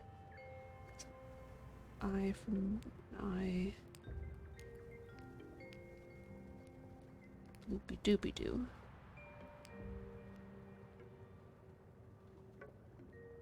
Oh my gosh, this ad is so bright and flashing. Don't do that. 4 cards from the hazelnut family you get during the game. Okay, so that's the other one I'm missing. So I missed 1 card by not looking at the papers in addition to the documents here. I don't feel bad about that. Alright. Long lost online friend messaged me. Had to get that sorted out. Wow. Welcome back. The 2 dewdrops were tricky, so I don't feel bad about missing those either. And then there's the stickers. See what stickers I'm missing here. Stickers. 1, 2, 3, 4, 5, 6. Missing 2 stickers.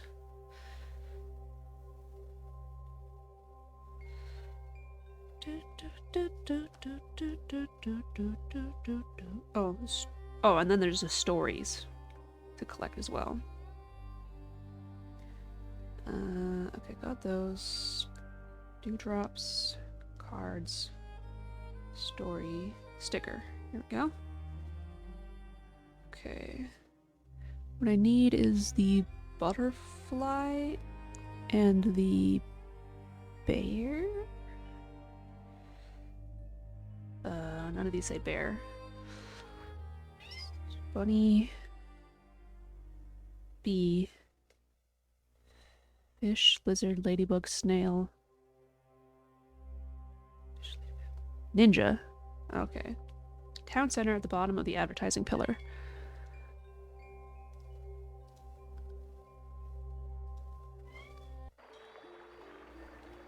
Right here. That's a sticker, apparently. Hi, Kuya. It looks like a poster. Which I guess fits the ninja theme. Uh-oh. What was the other one I needed? Butterfly? Oh, no, okay, I didn't miss that. Hi! Hello! There's one on a bike at your home that I, like, would have missed. Yes, Kuya? Yes? Hi. She's just pawing at me.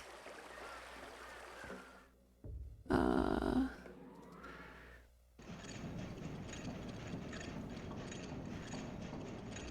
was it on a vase in their home? That's a sticker, apparently. Another one of those stickers. Okay, got all the stickers. Burb of 7 minutes. Okay. And then there's the stories. So I have to find the wood sprite during the night, and there are 8 stories. I got 1, 2, and 3. Stony Path Bridge. The 6th you get automatically near the hollow tree. Up here. Koya, I can't see what I'm doing.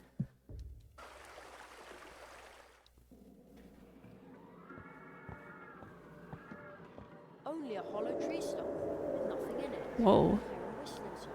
The wind is blowing through the hollow trunk, moaning and whistling. It almost sounds like a tune.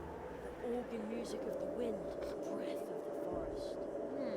How did I come up with that? Don't tell me I'm a poet too. Poet magician Jerry Hazelnut.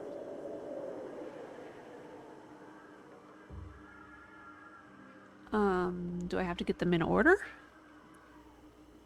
Maybe I do. So, edge of town?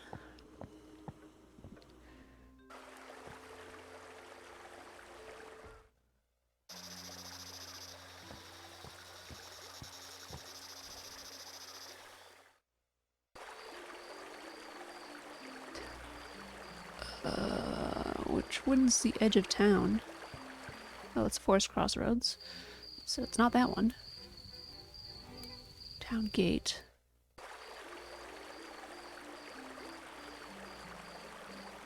Town Center. Path behind the town hall. Edge of town. Here we are. Hey!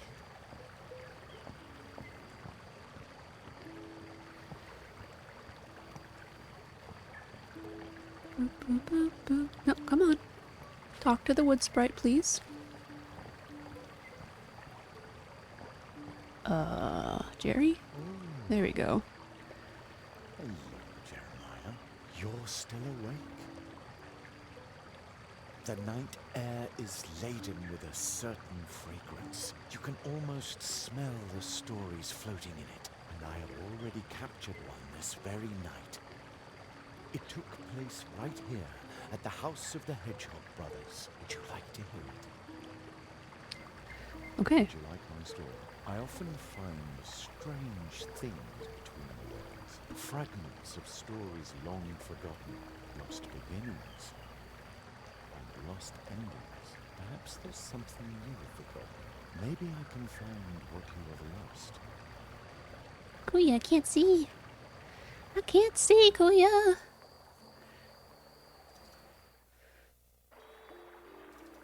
Okay. Next one is here. Yes. Hello. Hello. a special story for me. So in theory, if I Did you like my story? found him I often find strange things in the mushroom area, I would actually, sorry, pumpkin area, I would actually stumble across him more. Lost endings. Perhaps there's something you have forgotten. Maybe I can find what you have lost. Okay, and then 6 get automatically root field near the hollow tree.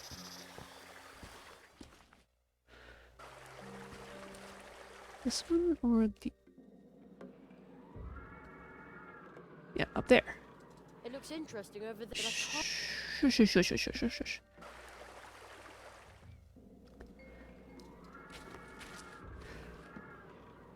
Hello, Jeremiah. You seem to be something of a night owl. I prefer to write at night. Writing seems to be a lot easier then. In my book, I've written down many a tale.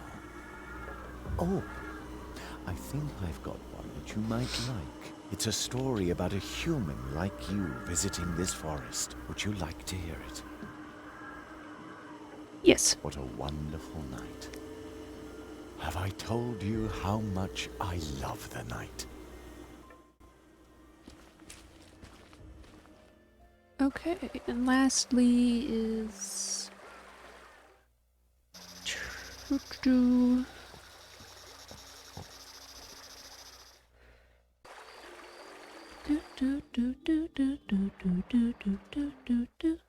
Here. Up here? Maybe I have to go up.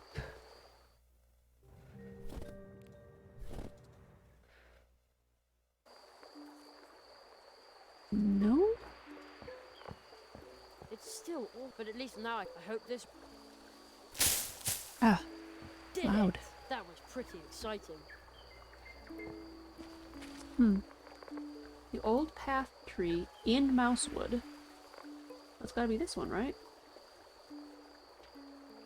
Although the picture here says the old path tree outside of Mousewood.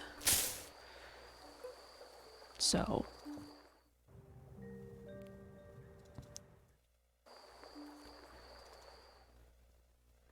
I guess the old path tree is the name of that tree. But that was a little confusing. Oops, sorry, not that one. This one. Here.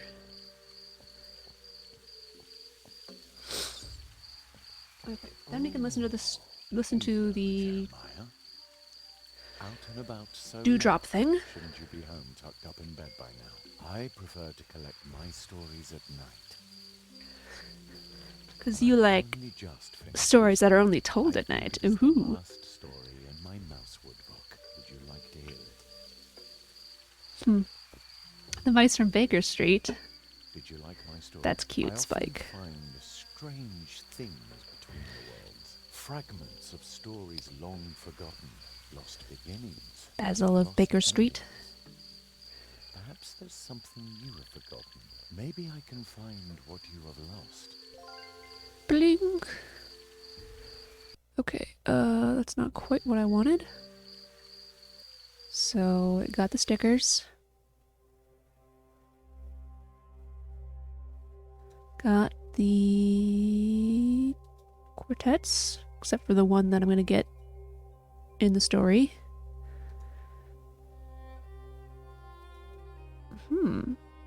Collect all of the achievements in the tracker series. Oh, these. I see. What? I did collect all the dewdrops. What? Just keep clicking the beetle, okay? Show everyone how good you are at quartets.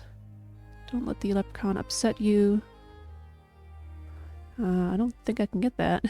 Learn all the spells. These creatures have no... Huh.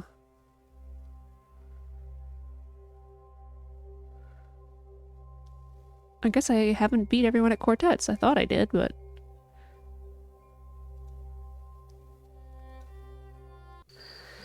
Okay, well, we'll go see if we do have all of the dewdrops, or if it just told me I needed, or if it just tells me that I need more. Blip, blip, blip, blip, blip, blip, blip.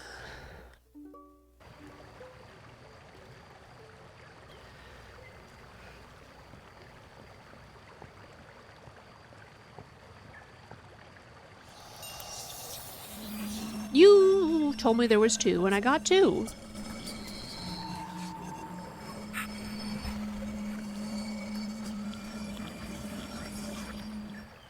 Seriously?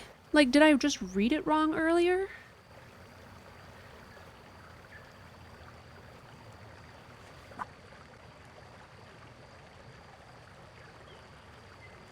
Or does it just lie?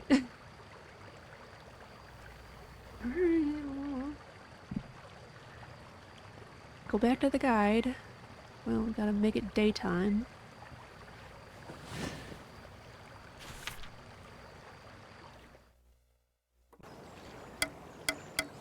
Okay, well there's... Got that one. In the magician's house. Doesn't say anything for that.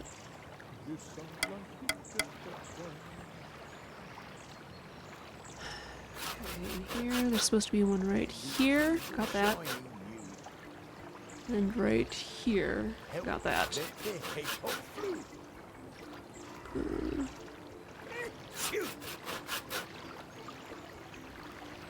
Yeah, seriously. Okay. This one, there's one here. There's one here. And there's one here. Okay. I know I got the one in town center. On this thing. Oh. Okay. Outside of the town has 3.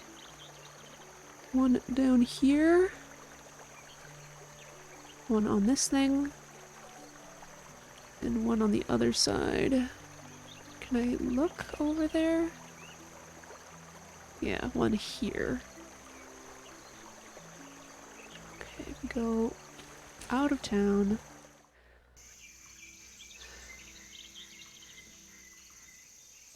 There's one right there, apparently, and one right here. Here, there's one over here, and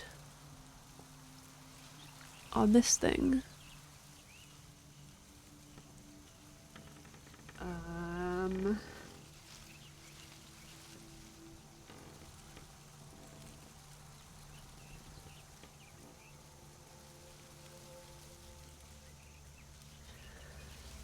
Okay, the garden, I guess.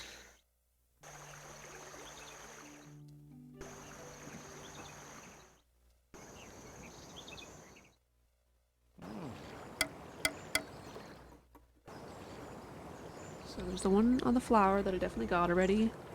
There's one here that I got. There's one on the barrel that I got.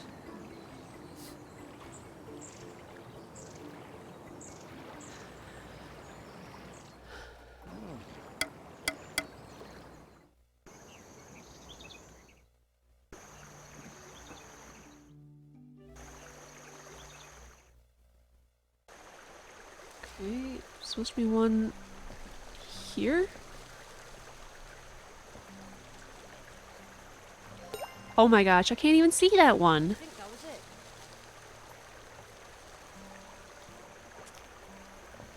it. Okay, now we're gonna go back do the thing.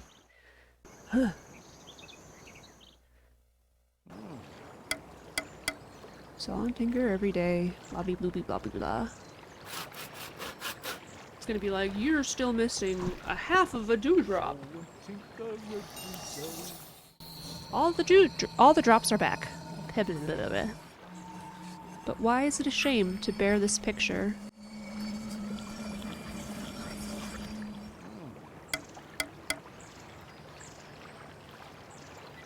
Hello? You have found all the dewdrops. A picture is formed. The column reveals its secret. Whoa. About my age. And the teacher. That someone before you. Before me? Oh. Who is Zaroff. It is he who was banished, the last apprentice of the Marquis de Hoto. What? Hello? Your teacher must not find out about this. Not yet. What does it mean? Hello? Hello. Magician. Oh, fine. Why was the picture of the Marquis' apprentice banished from the room? And why the last one? I'm the last one. At least right now. I thought it was going to be Zaroff, because, you know, blah, blah, blah. But I didn't make a connection of him being the last Marquis' apprentice. Or Marquis' last apprentice. Whatever. Okay, now we can move on, I think. And these kids are shining you. Help her, Vic.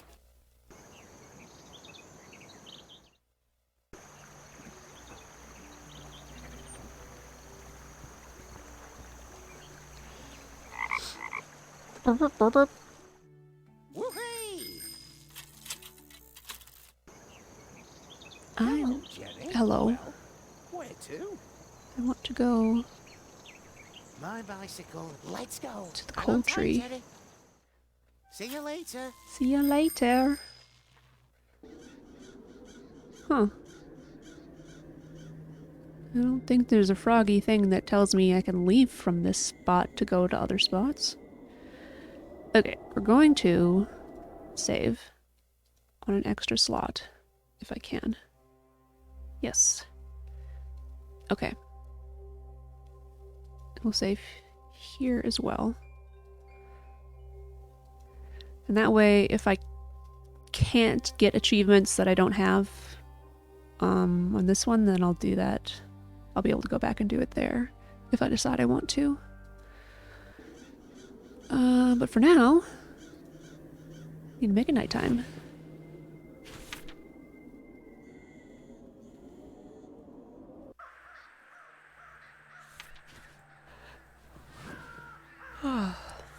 Doo-doo-doo. We're going. By the time you return from the cold, you will find this world changed. Okay. You can sense that destiny is drawing closer.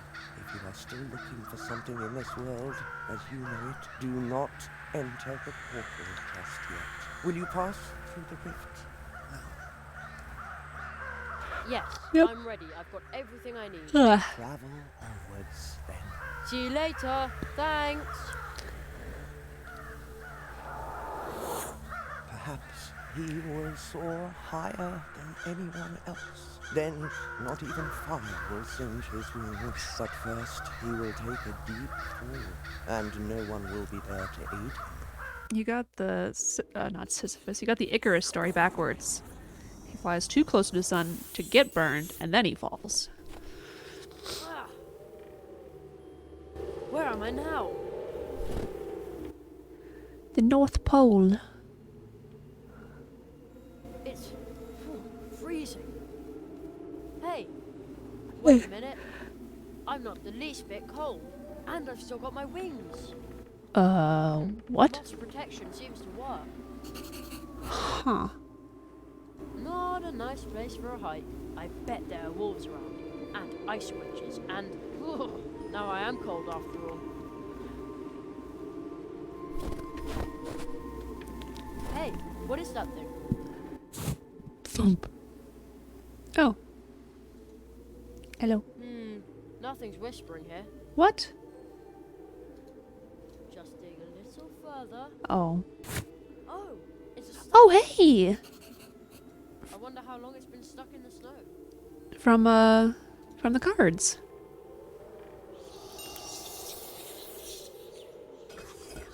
A mortal awakens me. Speak to me, mortal. You are the first? The first statue that actually wants to talk to me. I am not a statue. I am a forgotten god. What kind of god are you then? I must be a mighty god, or I could not have lasted here for this long. I weathered frost and storm. I don't mean to be rude, but are you sure you aren't just a statue? Ooh! What? Just a statue? How dare you? But perhaps you are right. Perhaps I only bear the likeness of a god. Perhaps I am nothing but a piece of rock that will finally burst in the cold.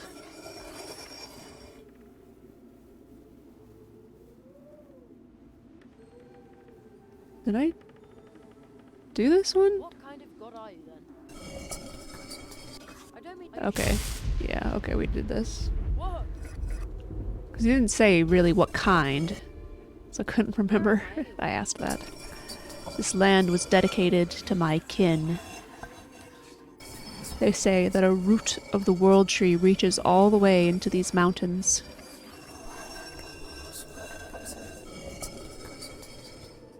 Supposedly, that is where we came from. Long before the cold. I was worshipped as a god.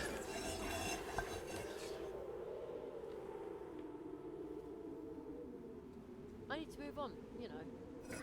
Go now, mortal. I shall continue to brave these freezing times.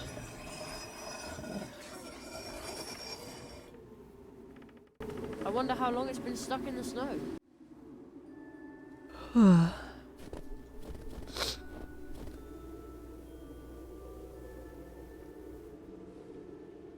Going this way, I guess. Oh.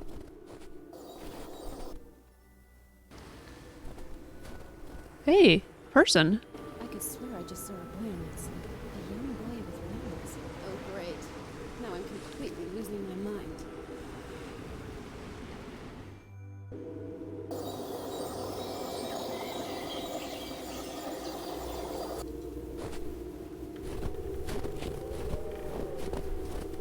The portal closed behind me.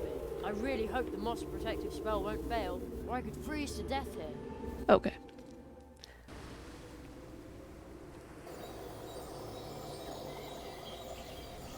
Scrub? Is that supposed to be shrub?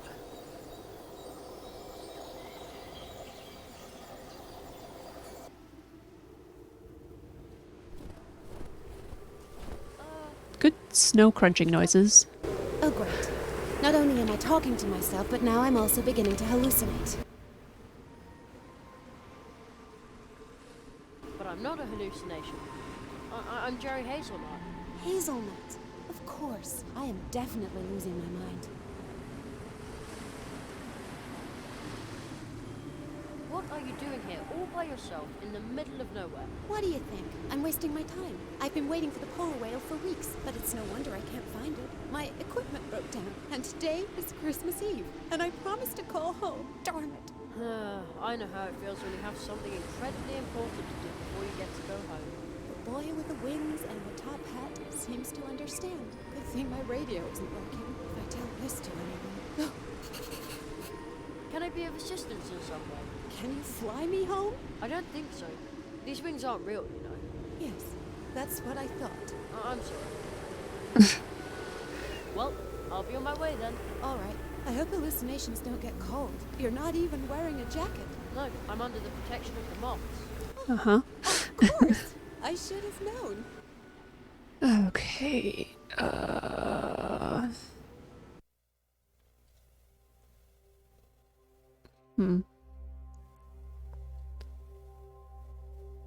Did I not turn this down earlier?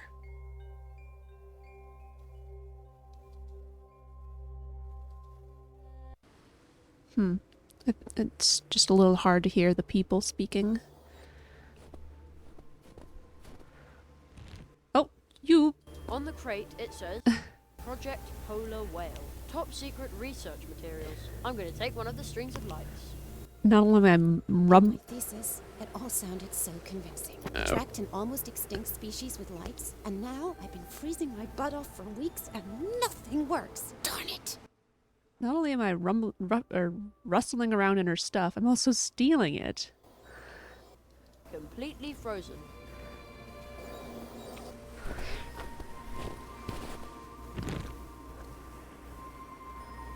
It says that under extreme weather conditions, electrical power supply cannot be guaranteed. That probably means that it doesn't work when it gets too cold. I'd already gotten that far. The water looks like it would freeze anything that touched it. Scrub. A frozen, barren shrub. Seems to be all that grows here. Looks like it was hit by lightning more than once. This is scary.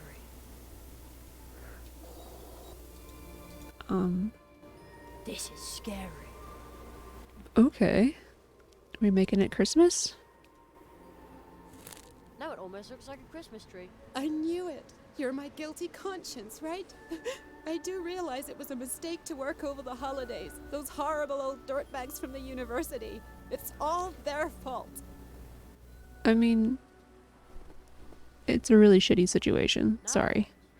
Plug it into the thing that's broken. Of course. It's plugged in. So far, so good. Now what?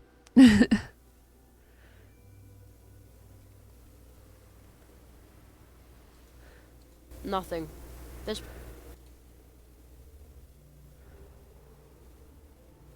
Huh.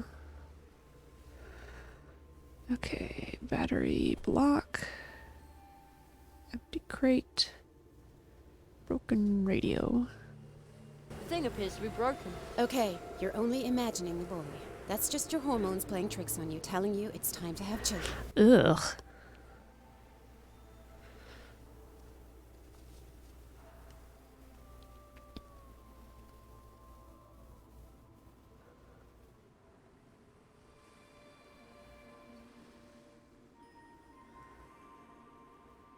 Well, what about it's broken? That doesn't need sticky syrup on it. Maybe it would help. You don't know. No.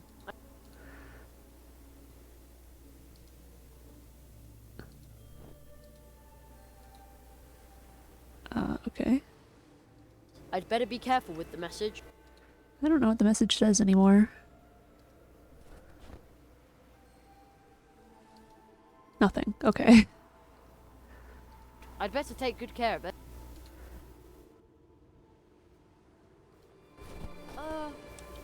May I disturb you for a moment? Oh, great. Not only am I talking to myself, but now I'm also beginning to hallucinate.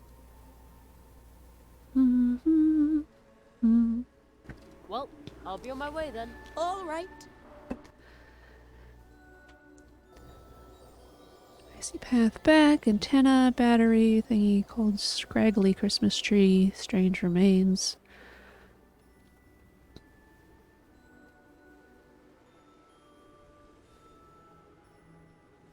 Wow, my brain is really just like, nope, that's it. You plugged in the thing.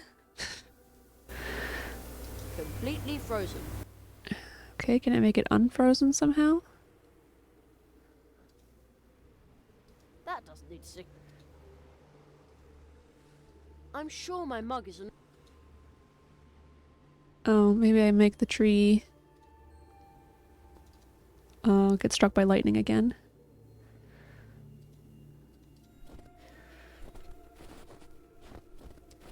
Crunch, crunch.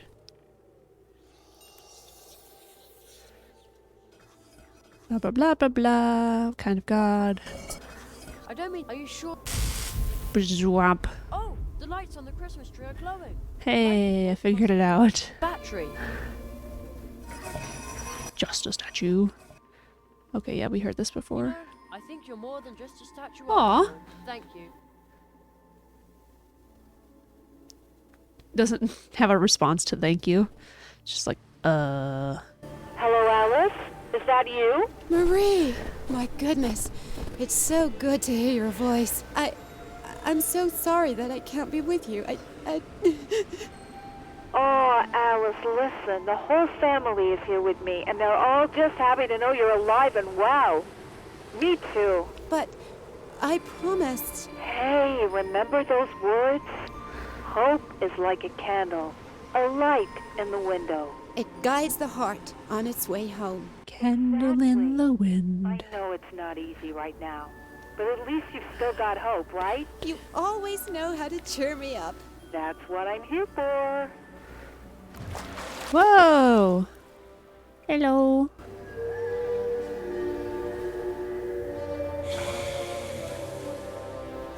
Marie, the whale. It's here. What should I do? Take a picture, you dummy.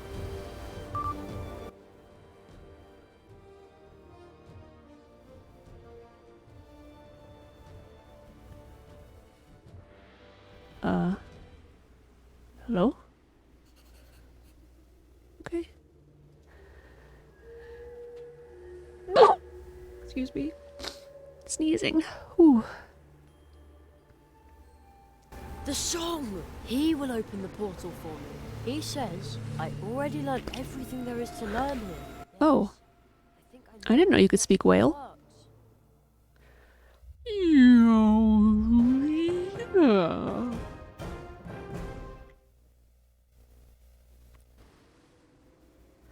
You've learned a spell. Blah blah blah blah blah. Light in the dark. Bling. Okay. This is incredible. See, it was worth it. Merry Christmas, Alice. Merry Christmas and goodwill to all. I'm done with this for now. Oh, I'm done with this. Let's get out of here.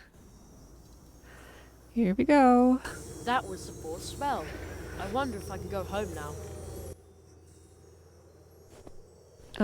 It's very purple. Probably should have looked at what the spell actually did.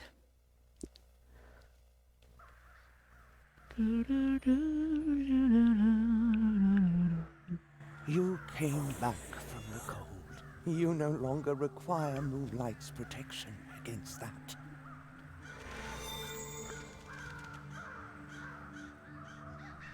Blip. But she cannot protect you from this wingless. What? But that's a Marquis de Hoto. Marquis de Hoto. Marquis de Hoto. The world from whence we came, he has a different name. The Cold One. He was willing to let us freeze to death. But ladies, there must be some misunderstanding.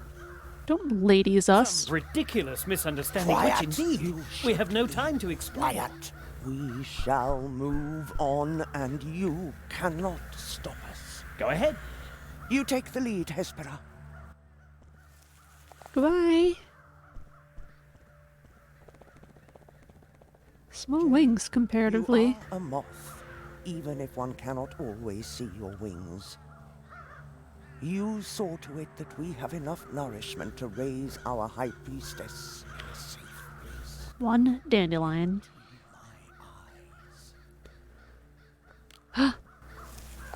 He is going to betray your trust.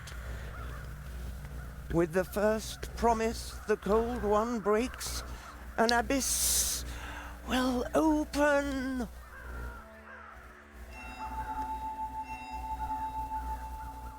Goodbye. Good luck. The Cold One? But you don't even know me. Jerry, these moths don't know me. Why did the moth say that I shouldn't trust you? That was nonsense. Insulting nonsense. The Jerry, manner of speaking really makes it seem like he's lying. you learned your 4 spells. And now your greatest test awaits you. Yet another test. But supposedly he lost his memory. I can't grasp it all myself yet, but there is great danger brewing. Yes, I know now where the crows come from. We could help Mousewood. Mousewood? There's more than that at stake. Much more. I want to go home, just for a bit. What? I want to go home. Jerry, you cannot go home now. But you said that I could return home soon. If we keep wasting our time, then... Uh-oh.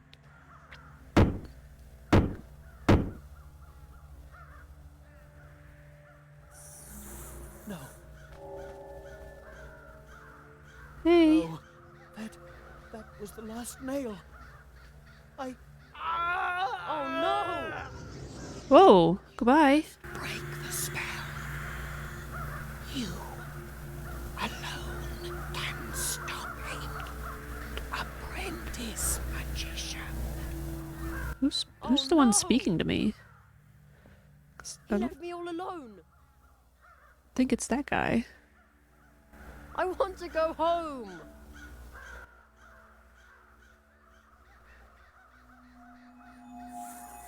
Oh, geez, that's not what I was expecting.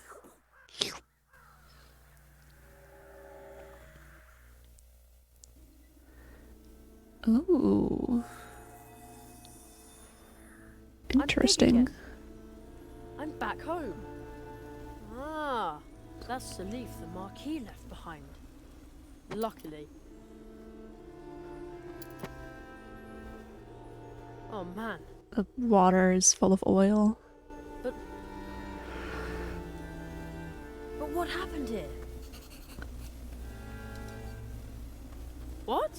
Who would dump old refrigerators in our woods? And where's the sleeping toad?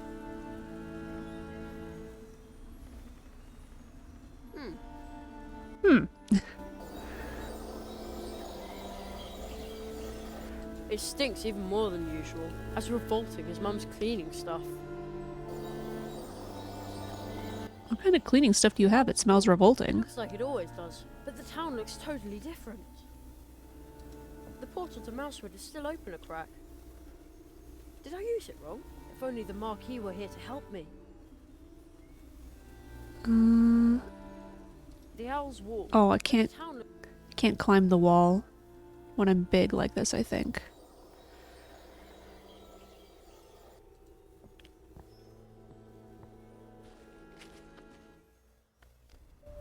What happened here? I feel ill. Okay, glimmer of hope.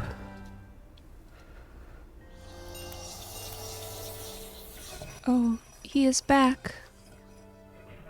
How can that be? He is able to understand what happened here? Is he able to understand what just happened here? I'm not. The other human. A woman. She waited for you. I will wait for you. But we have not seen her for a long time now. For 1,000 summers. Do you think he understood? He has no choice.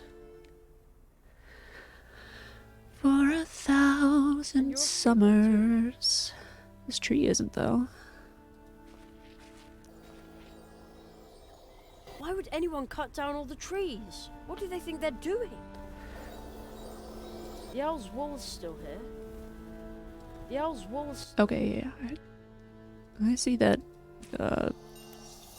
fork thing. Everything changed there. And it's changing here, too. And I am between.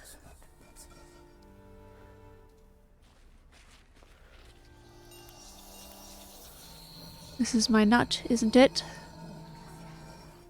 I can't see so well. So hungry. But is this my nut? I can't see it so well.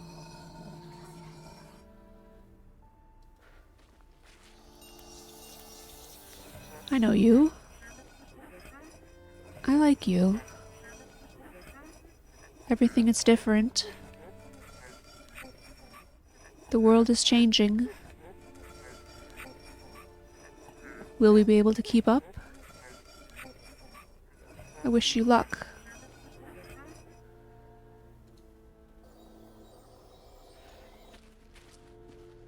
city looks like a huge grey wave rolling towards me.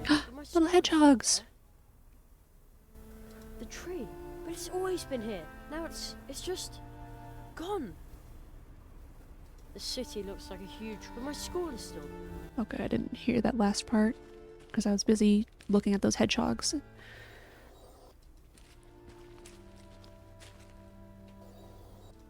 Construction sites? But we live here. Ruh-roh. Oh no. No, no, no. What happened here? It's totally overgrown.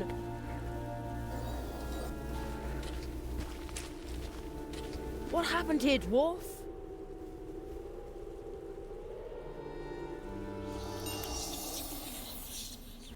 I remember you. What happened here, dwarf? The home decayed. Too long were you gone. Too late for dinner. But I... Too late for a good night kiss from your old friend Dwarfy the Stone. I'd be back in time. Too late for school. The Marquis. He said I would be back in time. Too late for a farewell. I saw her many years ago. One last time she waited here. I heard her.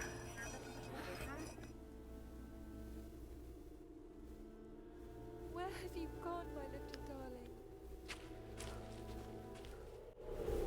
Forgive me. I have to go. I can't stay here without you. Huh. Forgive me, please. You'd think that she'd want to stay here as long as possible with Mom. the chance that he would come back here. Darling son.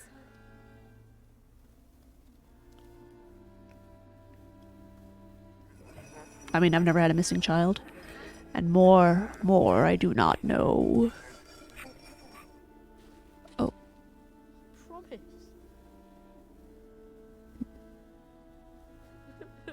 oh, shoot. I should have clicked on other things first. Horrible reality. I Oh, might as well just sit here forever. shoot. I might as well just sit. Whoa. Itching powder. I can't read the note now, huh? It's all completely pointless.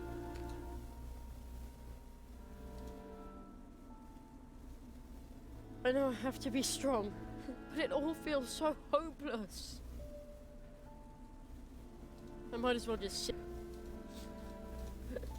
Mom. I might as well just. Mm-hmm. It's all completely. Do. I know I have to be strong, but it all. Huh. Oh, Mom. Maybe this sticker will cheer you up. Oh, Mom. It's all completely. Oh, he's actually... pointless. I mean, he's crying tears. If I let him.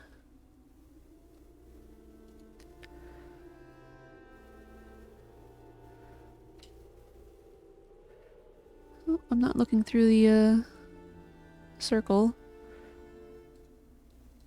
I forgot about this. On a day in summer vacation, anything is possible. Where have you gone, my little darling? Don't worry, Jerry. Everything which is lost will turn up again. And darkest night that's black and cold, that's where the stars shine brightest. Did you know that, Jerry? Jerry! Wake up, sleepyhead! Like I always say, a single hop is not that hard. And Sometimes. many hops in a row can get you anywhere. But we could use my bike as well. You must break the spell. I've got to use my bike. No. Alone can stop him.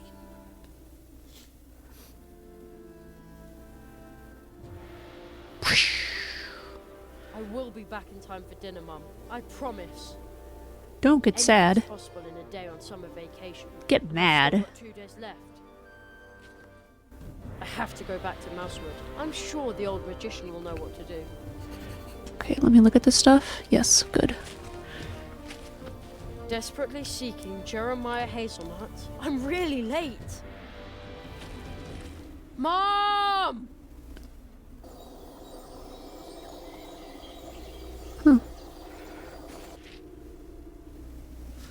I wonder where Mum is.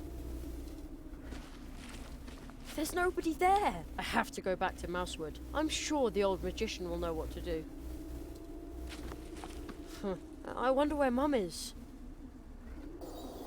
Okay, I guess that's it.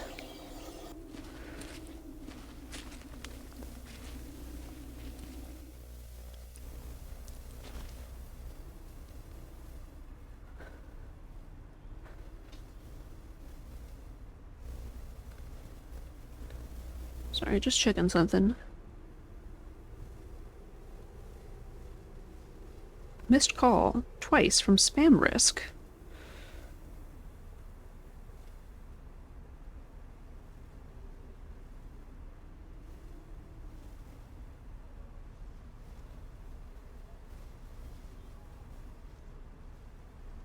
Okay. Spike, you want to type in chat just to make sure that it's still loading? It's been a while, so I'm a little nervous about that. The portal to Mousewood is still open a crack. Let's see. I am Jerry Hazelnut, apprentice to the Marquis de Hoto. I will return to Mousewood to correct what has gone wrong. Thank you, Spike. Whatever that might be. It worked! Oh man, no wonder the Marquis always talks so funny.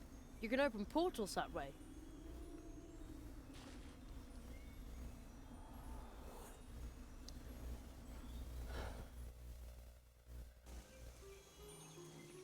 Woof! Cherry! Chatty! So you really are a tree walker. The stories are true. I knew you were special. I'm just a boy.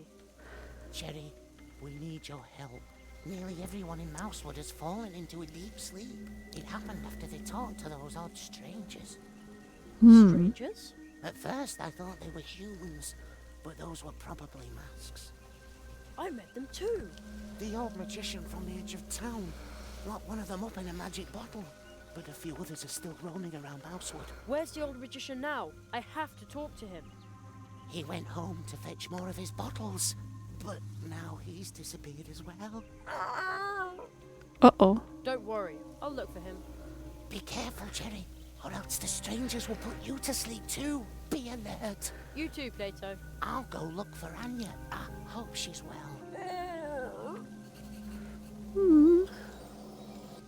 It's much, much deeper than it is back home. Good thing I'm a decent swimmer. That looks like... I don't know what that looks like, but it seems to be stuck in the middle of the tree. That can't be a good thing. Okay.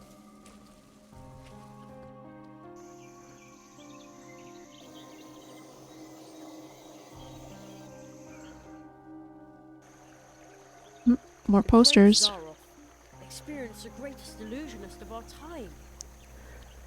Funny, I could swear the posters weren't here before. Uh-oh. No, I'll happily hand over my garden. Are you sure? Yes, you are. I see it in your eyes. You are quite sure. Oh, there's lots of potion bottles. That's what they are. And you won't regret it. My elixir is the solution for every problem this town may have. I will now relieve you of one of yours. A burden of having your own garden. It no longer rests upon your shoulders. Well, give me the bottle then. A bottle for the hair. Smack it out of his hand. Well, it matters not. There's something like spilling out of his pant leg on his foot. Oh, you don't even have to drink it. Another. Give me another. There's still unhappiness in my life. So much bad luck. Take it away. The hare just sold his garden. Something's not right here. Excuse me, but... Beat it. I was here first. Did you really just sell your garden for a bottle of lucky elixir? A reasonable price to ease the pain and unhappiness. Pain and unhappiness? Why would his garden make him unhappy? Are you blind? Haven't you seen the posters? What good is my garden or anything else if I don't get to see the great illusionist? Zaroff. But I didn't get a ticket. What a disaster. And where is the show being held anyway? I was wondering that too. Don't you often wish that someone had a cure for it? We have a eye.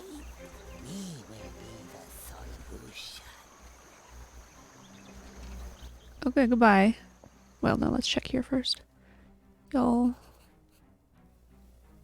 You guys are sleeping, he's not. You want to get past me? Never.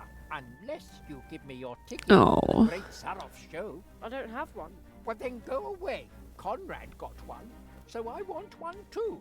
But Conrad already sold all the nuts, all the books, everything. Well, how am I supposed to pay for my ticket?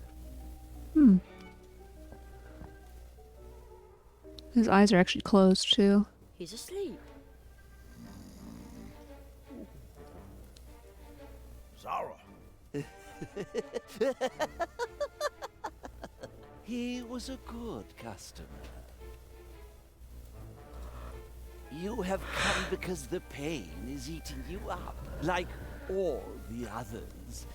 You want to see Zaroff, like all the others. But you are only a child, a human child.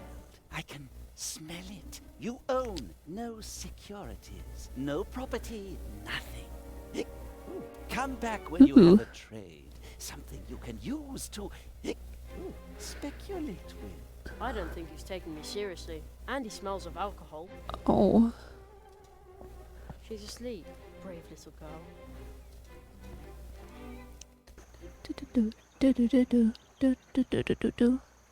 I'm kind of, like, tired of looking at all the things that I just want stuff to happen, you know? Have you seen my purse? No. I want to exchange it for a ticket to see the great Zaroff. The Hedgehog brothers have even got tickets. I just Hi, Pokey. Welcome. him. But you waited so long for your purse. Never mind. You have no idea. You're boring. Go away. Maybe I will go away.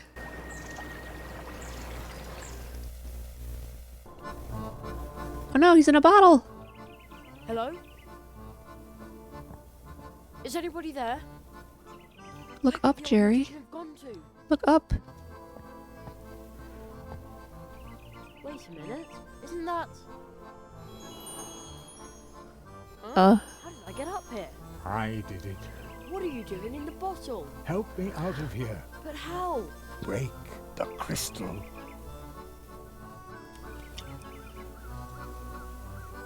No, I'd better be careful with the thing. Okay.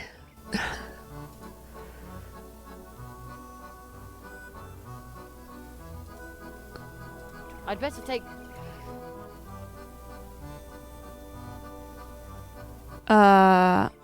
Okay, when he says crystal, does he mean the crystal of the bottle or something else? But how? Break the crystal.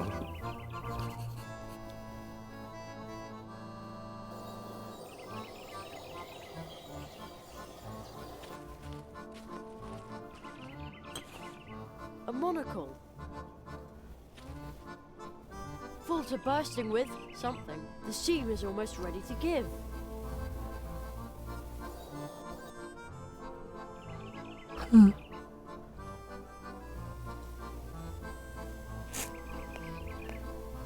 Corn! I'll take that.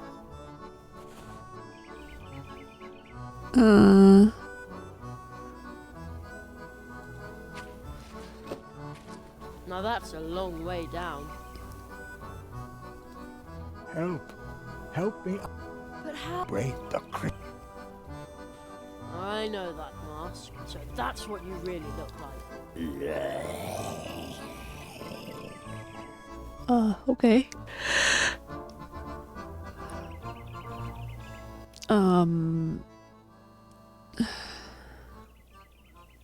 Oh, I can't do that on something in my inventory, apparently. That won't work.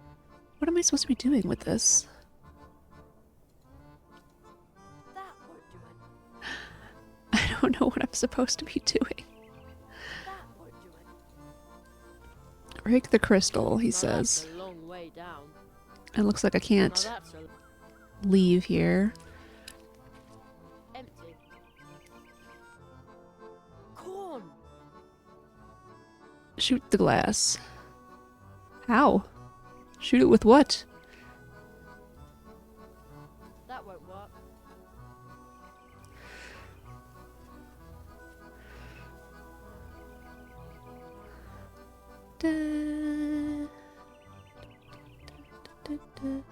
No, I'll keep. Like in Die Hard. I don't have a GNU. That doesn't need sticky syrup. That does. That does. I have to be able to do it up here because I can't get down, I don't think. Sunlit gap. There we go. It almost looks like the shelf is about to fall apart. About to. You know what I could do? Is push this guy off of the thing, then it would break. Good idea. But I think I need a little more explosive power. What does that mean? Good idea.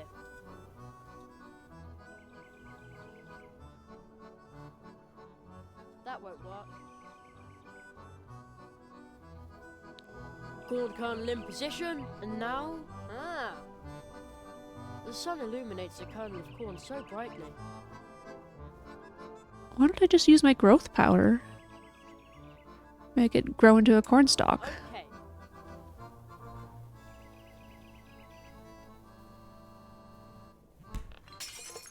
Oh, you make it into popcorn. Okay, that's really weird. Ba-doop boop. You freed me. I'm glad that I finally got something out of that sack, though. The consortium Squamata has come to Mousewood. I succeeded in capturing one of them in a banishing bottle, but then I banished myself into the crystal. Consortium to Squamata, a consortium of lizards. They have already haunted many worlds. This time, they traveled in the shadow of a much greater disaster. Yes! The marquee has disappeared. And so is my home. The marquee. So that is why. Something dark has infested the heart of the portal system. I will attempt to learn more about it. In order to help Mousewood and return home, you must bring me the lizards. Take these banishing bottles. Remember, the lizards must open the bottles themselves. Oh. Otherwise, you will get trapped like me, and Mousewood and your home will be lost. Squamata is a Latin thing for scaled reptiles. Oh.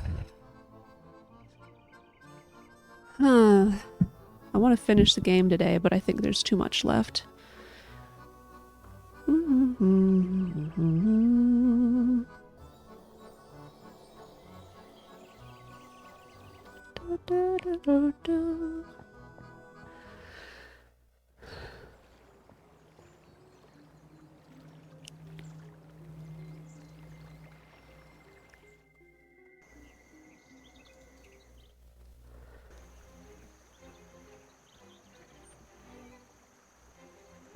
Hey man, you want a bottle? How cute. The human child fetches a bottle. A bottle. Can't you see that I have enough bottles? Enough for the whole town.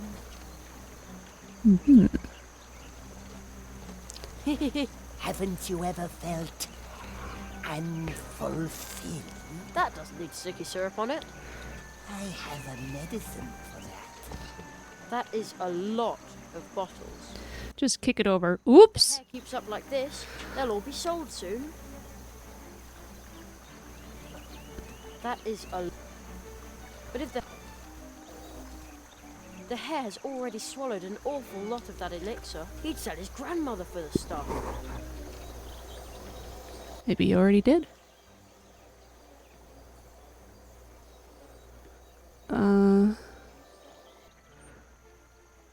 Oh boy, I just don't even know.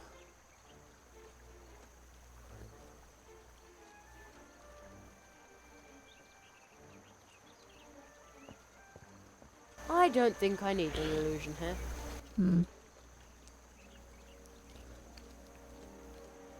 Nothing.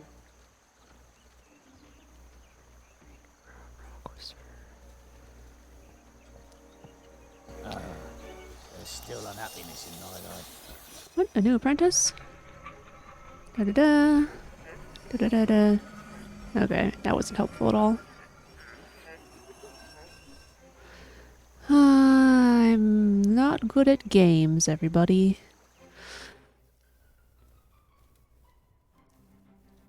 Okay, what happens if I try to give you a bottle? Better not. Why not? What else am I supposed to do? Hmm? You have come let be Bring it. seeings. But you are only you owe nothing. Perhaps at the moment I am more liquid as Sorry, I'm skipping through this on it. come back when you have a trade. Something you can use to speculate with. I don't think he's taking me. And he smells of... Speculate this. Better not. Speculate this. I'd better take... I got a poster. I don't want to put up. There aren't any...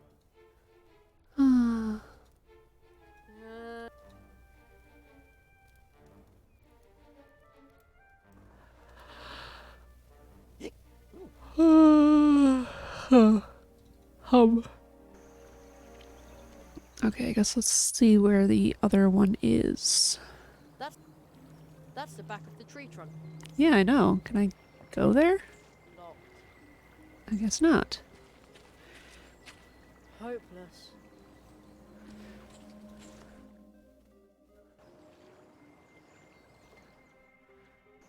Okay.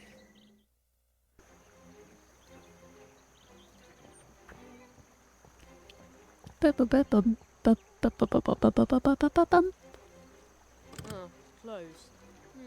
I guess that makes sense since Anya's not here. Anya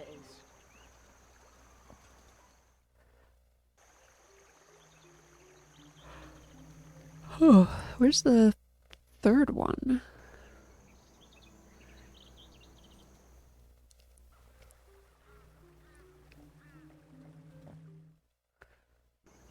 Oh, sorry, that's not the direction I wanted to go. This direction.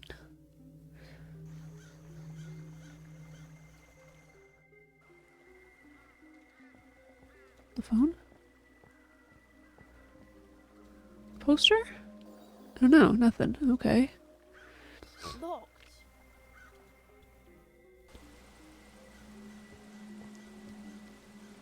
Locked.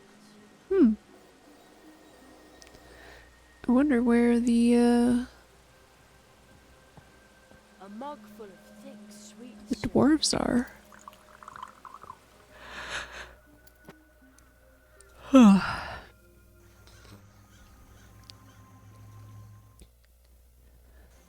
There's the other one. You can see into the future, right? Tell me when I will see Zaroff. I have to see him. I have to.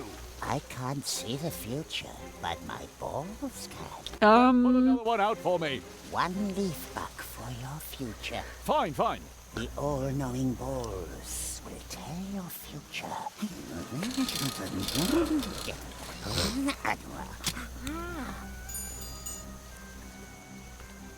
It is a black future ball.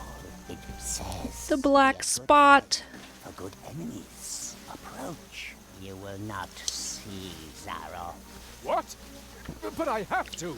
Fate changes with every second. But Perhaps you will have more luck next time. Another ball!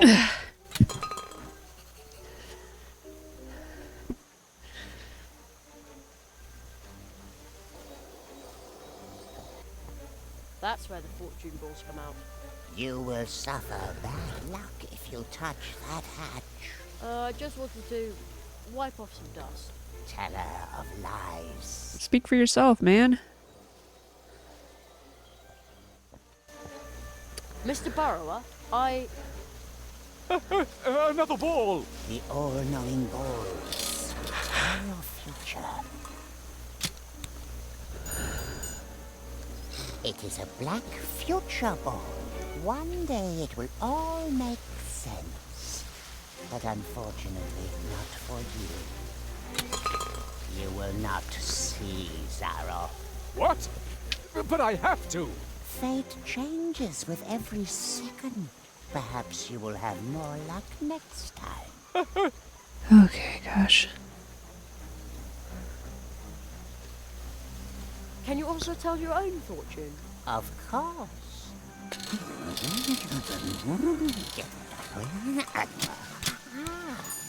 Huh. Hurrah! It is a white fortune. Says, dance with joy, lucky one, for luck is with you today. Oh, yes! Tippy taps. Okay. Well, poke me with a nettle, he's lucky. Yes, yes. The white ones bring luck, but the black balls do not. The greatest luck would be to see Zaroff.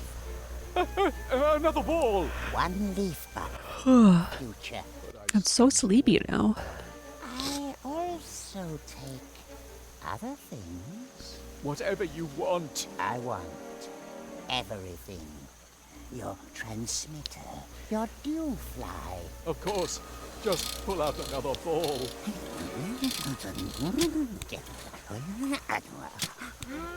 Oh, it's not black though. What luck! You may see Zara. Zaroff. Oh, finally. Uh-oh.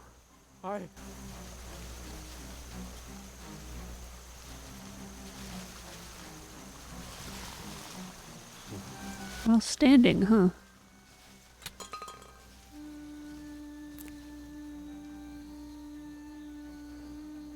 Bye, Dewfly. The thing. Give it to me. Oh.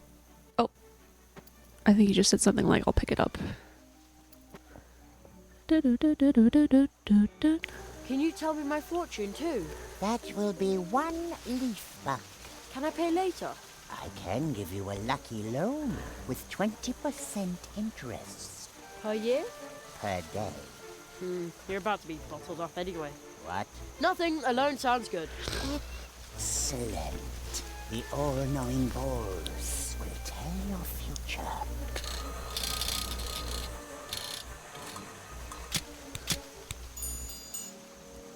Dark clouds gather above you. Might have known. Bad luck follows you around. Yeah, I get it. Luck is a stranger to you. He's gonna keep himself busy for a while. You will never, ever be happy. It is your fault, but you will not be able to do anything about it. I don't need a bottle to be lucky. Too bad. Oh, sorry.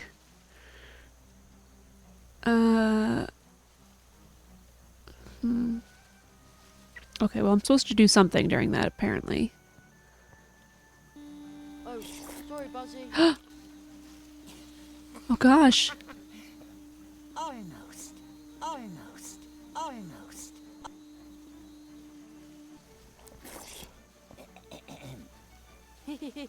No.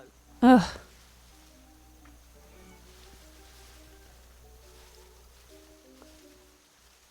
Huh. Looks pretty comfy to me. Kitsuna, is that you? Set up in honor of the foxes. Ought to annoy chickens.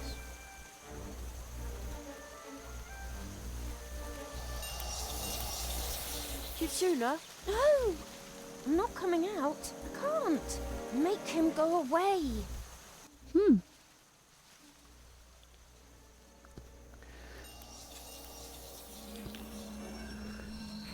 Okay, that's the same as before. Can you tell me my fortune too? That will be what? Can I pay per year? What? Nothing. The orn. Okay.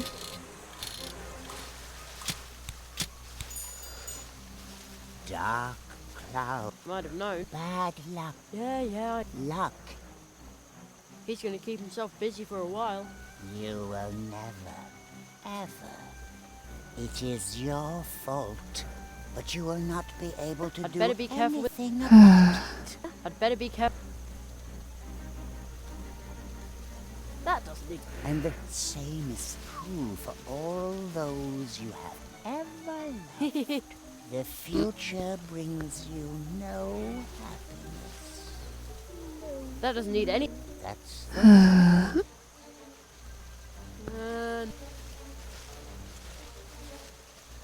No, I'll keep. Well, what am I supposed to be doing here? Am I supposed to use a spell? Nothing. The future I don't think brings you no happiness. Nothing. That's the way. Nothing.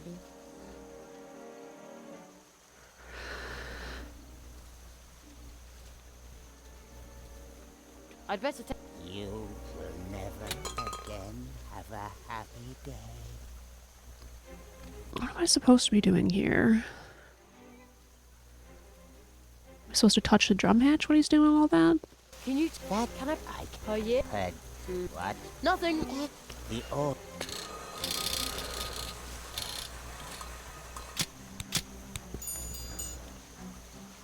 Might have. Bad Yeah. luck. He's gonna. You. I don't have my nail anymore. What happened to my nail?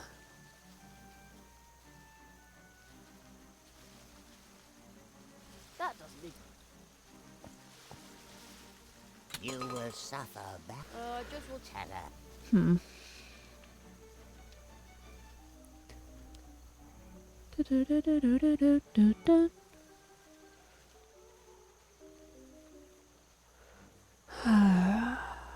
Price. It's supposed to be prize? Oh man, I'm just so lost. Sorry. I'm so bad at these games. I know where the three of them are, at least.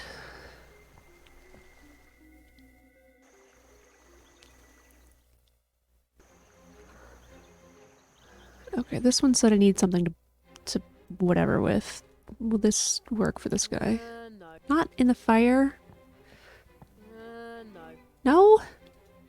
You have come like you like, but you know, come back. I don't think he's. Andy Smith.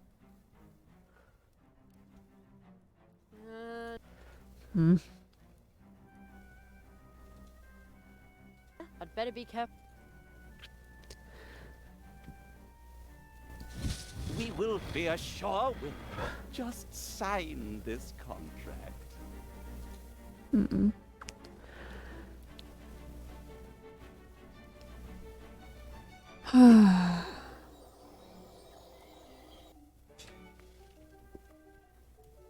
Anybody got any ideas? Because I sure don't. The spell did not fail in its effect. We will reinvest all of this. And the consortium will once again receive the respect it is due.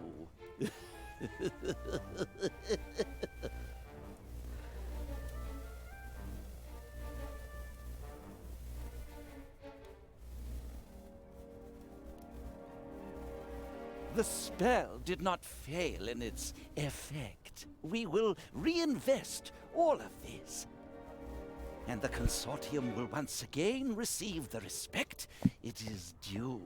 Time to call it quits until next week.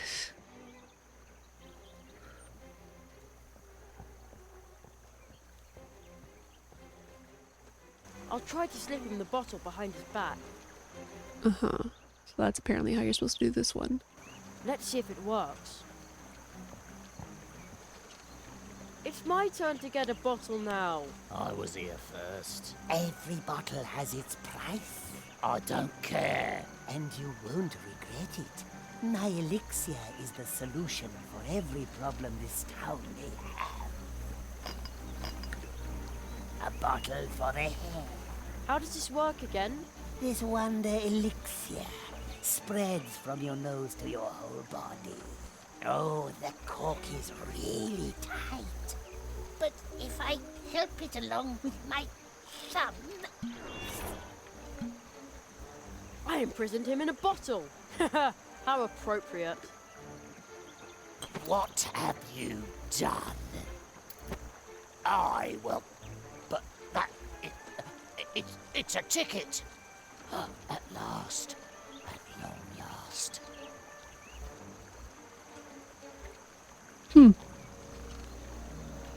He's asleep.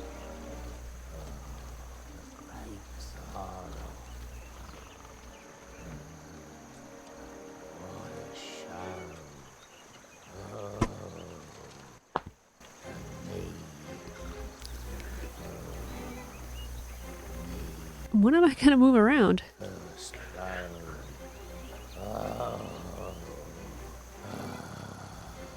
It almost sounds like he's there. Like he's seeing the magic show in his dream. Oh. Very strange. I wonder if the ticket caused that. I'd better not touch it.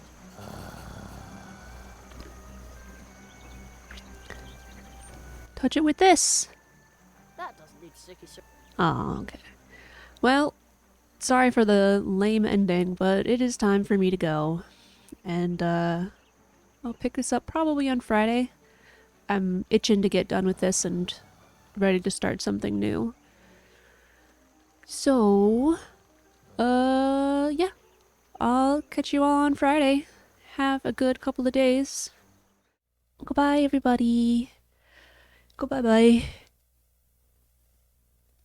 Yeah. Oh, Yasumi. Goodbye.